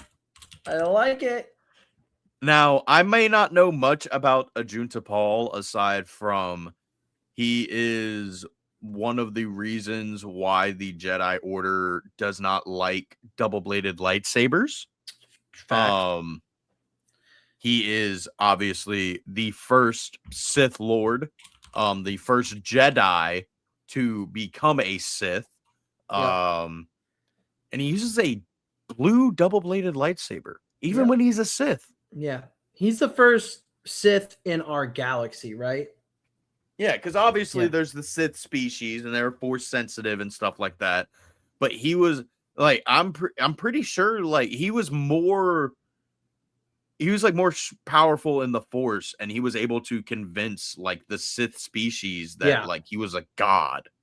Yeah, he was the first that was outside of the species to make it more of like a group or like almost like a religion. Yeah. Okay. Yeah, he's goated, bro. He's fucking goated. That's a great one, Arjun to Paul. Dude, if you make a Sith Mount Rushmore and you don't have the first Sith Lord on there, you didn't make a Sith Mount Rushmore. I'm sorry. Okay, relax, buddy. I know more ball than you. My list is more important. No. Okay, any honorable mentions? Nihilus, Scion, Treya.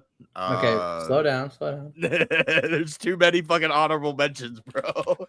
Yeah, so Nihilus and Treya, because I have 2 honorable mentions. Okay, all those are gas. They're all gas. They really are. This is way harder than the Jedi. Like, I'm even looking at a list of all the Sith Lords, and after we're done, I'm going to name some other ones that we didn't talk about, and we're all going to be like, could be on there, could be on there, could be on there. So, like you, one of those names is Ondedu. Undedu. Okay, so like you, my first one's Bane. I mean, he is the modern day Sith goat. Like, he is the one that, yes, learned the rule of 2 from Revan's holocron. However, first one actually to implement it into practice, right? First one to really kind of take on the Jedi in a way and beat them and the Sith. Like, he beat both at the same time, right? We haven't seen that before, beating both at the same time. He beat the dark side, the Brotherhood. And he was like, you guys aren't really Sith. Like, screw you. He's just so powerful. He's the reason why when we get to Palpatine and everything, that Sith network is so strong. The espionage, the secrecy, all of it, right? He's the one that started that off, so that's why he's number 1. Next for me is Vitiate. Bro, he is the strongest Sith of all time. He is the strongest Sith in the history of the Sith. He's also lived thousands and thousands of years long. I would say if I was Plagueis, I would be like, bro, how could you look at what Vitiate's done with essence transfer and say that's not truly living forever? Like, Vitiate is it's not his original corporeal body. I mean, like, Vitiate is the first one that did like I'm gonna call almost like a version of the thought bomb when he drained all the force essence out of that whole planet. What was it called again? Nathema. He did that as a child. Okay, he did that as like a young man, a child almost. Which is absolutely fucking insane. What the fuck? He's the most evil. He literally ran the Sith Empire on their hidden planet, Malachor, right? For literally thousands of years. He was by far the strongest in the dark side of the Force. He's the reason why the Mandalorian War started, right? I mean, I can go on. It's crazy. I want to add something to your Vitiate thing. Let's just put into perspective of how long this war lasted. Revan fought this man. This war kept going on until Bane died. Bane died 3,500 years after Revan. Yep. That's fucking insane, bro. Yep. Vitiate was just like, dude, he is the strongest Sith of all time. He really is. There's a whole video game around this, and he is one of the cinematic villains. Yep. Originally started out as a Sith species, and then just kept transferring his essence over the years to really be a human, but he's the GOAT. All right, next on my Mount Rushmore is Revan. I have Revan on both. because it just goes to show what Revan was even able to accomplish as a Sith Lord is like just as is even more powerful than what he accomplished as a Jedi.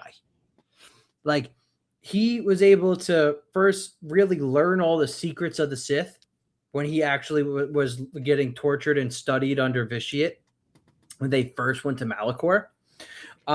He was able to pass along a lot of that knowledge, which went to Bane via holocron. I mean, essentially, Revan was able to rule so much of the galaxy, make the Jedis literally his bitch, that the Jedi had to collectively get the council together and for the first time ever mind wipe this dude. They literally were like, we cannot defeat him unless we make him forget he's a bad guy. Like what he did echoes for thousands and thousands of years past Bane. I mean, essentially, he is what Anakin could have been if Anakin didn't get his limbs freaking slashed off. You know, like he could have been like he walked the path Anakin already was going to walk.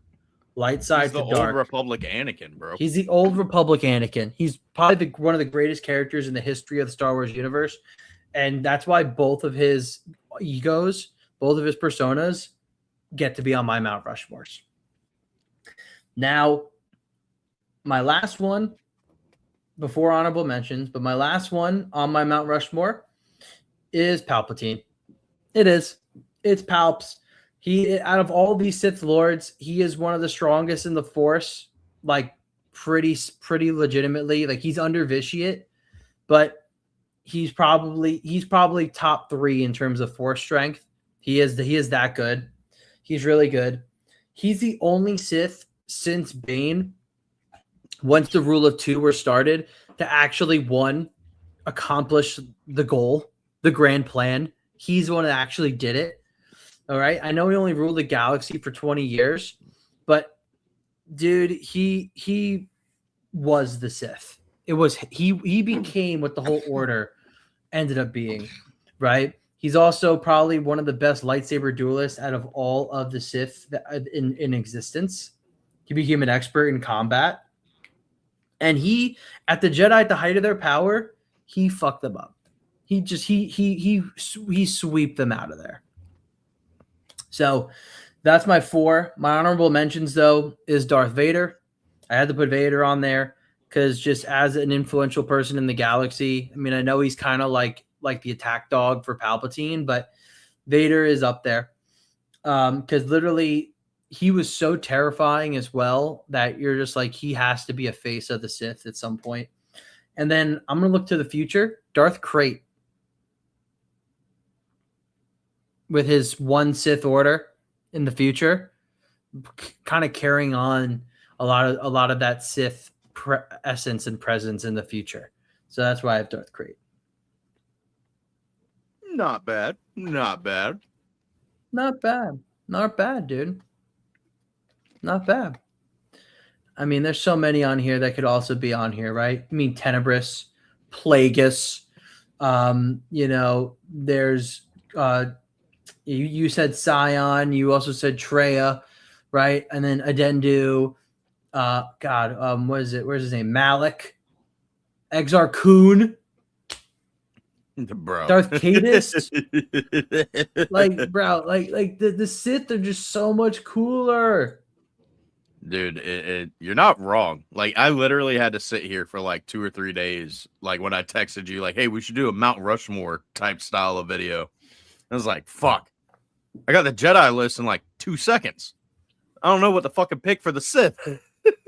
Yeah. The Jedi one, I just didn't want to sound too basic, but it's really hard not to. I already knew no matter like what characters I picked, it was going to be the most basic fucking answers because I don't know too much about like the Jedi. Like I don't know really too much about Mace Windu. I don't know really much about Kiadi Mundi. I don't know much about Quinlan Voss. And like Quinlan Voss could have easily been on this list. Quinlan could have. Yeah, like at the time he was one of the first. Obi-Wan could have been on this list. Like, you know what I mean? I'm just gonna say Kenobi doesn't even make my top 10 list of Jedi. So I don't know. He's such a good person, And like, yeah, there was mistakes. Is he? So, like, Is he? Did he even try to bring back Anakin on Mustafar? No, the fuck he didn't. Some negotiator. yeah, it's true. But I mean, like, but he's the hardest worker in the Jedi. He works really hard. Because he fucking sucked and he's weak as fuck. Yeah, and then he still beat Anakin though. So it's like, you know what I mean? Like, I don't know. But the Jedi, yeah, the Jedi is mostly like there's fewer significant Jedi. One thing I want to talk about before we head out of here, dude, is why did neither of us even consider Yoda? Because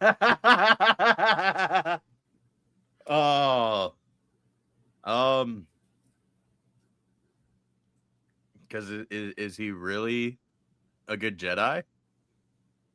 No, because he's not. Because he literally found out what was behind the Clone Wars. Did he do anything about it? Fuck no. He didn't do what needed to be done. Did he help Anakin? No. I wish Blore of Mandalore was in here because there's a Dooku quote that he always references whenever somebody brings up Yoda.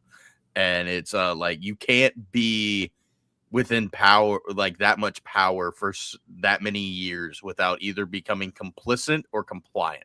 Yeah. Also, Dooku is a quote that says like the downfall of the Jedi Order is Yoda. That's from the same quote. Yeah.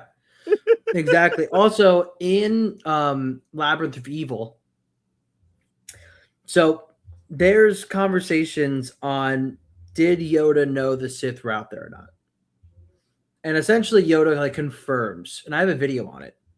And if anyone wants to look, I made it like sometime earlier last year. But Yoda pretty much knew the Sith were still out there.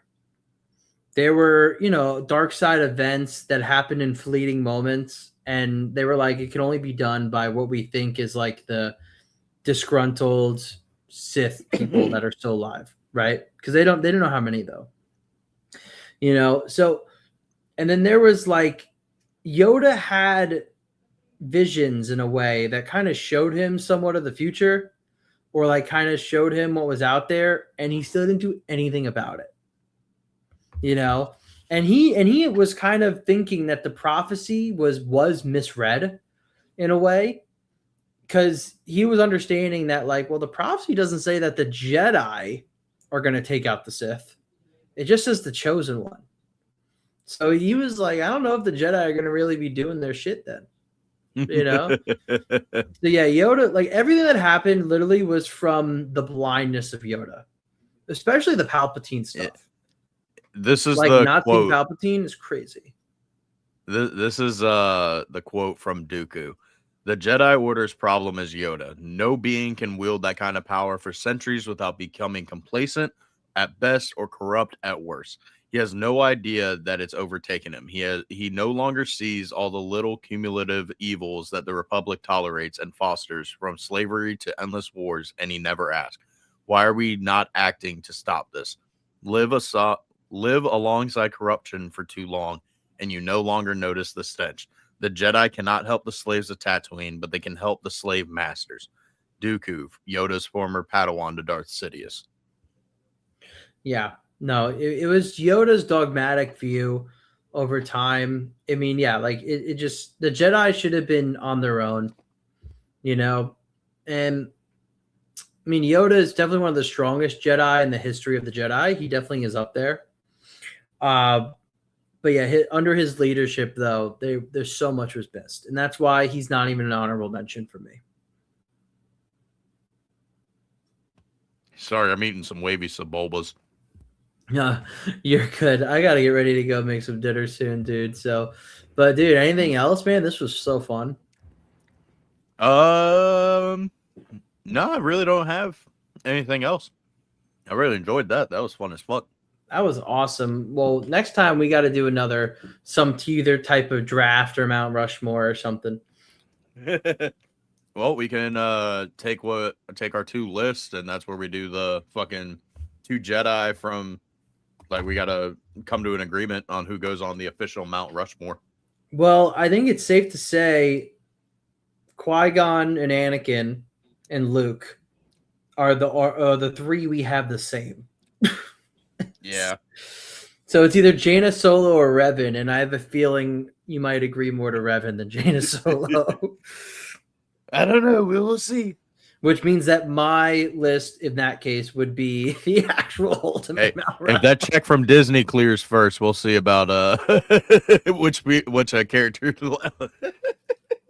And then that would be harder for our Sith one, because the only one we agree on is Bane, and I know I'm very excited for. and I know you're gonna be a little bitch about making sure Xana's on there. Hey, you never know, bro. You never know. Yeah, but I would take Revan over Malgus. But then Juntapal or Palps. That's a tough one. I can easily argue about Palps, but we'll do that for the other video. Yeah. We'll do that. We'll have fun, and then we'll do some stuff. But anything else coming down the pipeline for your channel?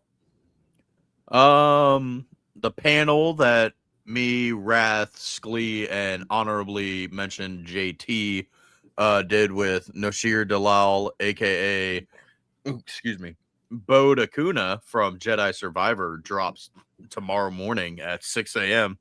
I'm eventually gonna film an unboxing video for this Hot Toys that I got, and this awesome Jedi vs Sith battle packs that's got a live action Anakin versus Asajj. But other than that, I really don't have anything for the channel because there's not very much Star Wars news. Yay! Yeah, if anyone's curious, I have nothing planned in the short term coming out. Videos will come out again one day. They will. Just maybe when things start really popping off a little bit, and when I have some more free time. It's just I've been so busy. So in my free time, I've been doing a lot of stuff for my job or for my potential new situation. This fucking guy, he wants to move up in his career. What a fucking slag. You could just be like Palpatine and say, "You'll watch my career with great promise." Fucking asshole. Oh my god. But all right. On that note, nerd's a bitch. Let me save this file so that we have it for next time. All right. But yeah, we will let you guys know about the next time we do this, be the end of July. All right. So that'll be fun. And then, yeah, you guys let us know if there's anything else you want us to do, whether it's rankings, Mount Rushmores, I mean, we're happy to do like pretty much anything in regards to these type of lists. They're fun. They're very fun. But thank you guys for watching, and may the Force be with you always. Peace. See ya.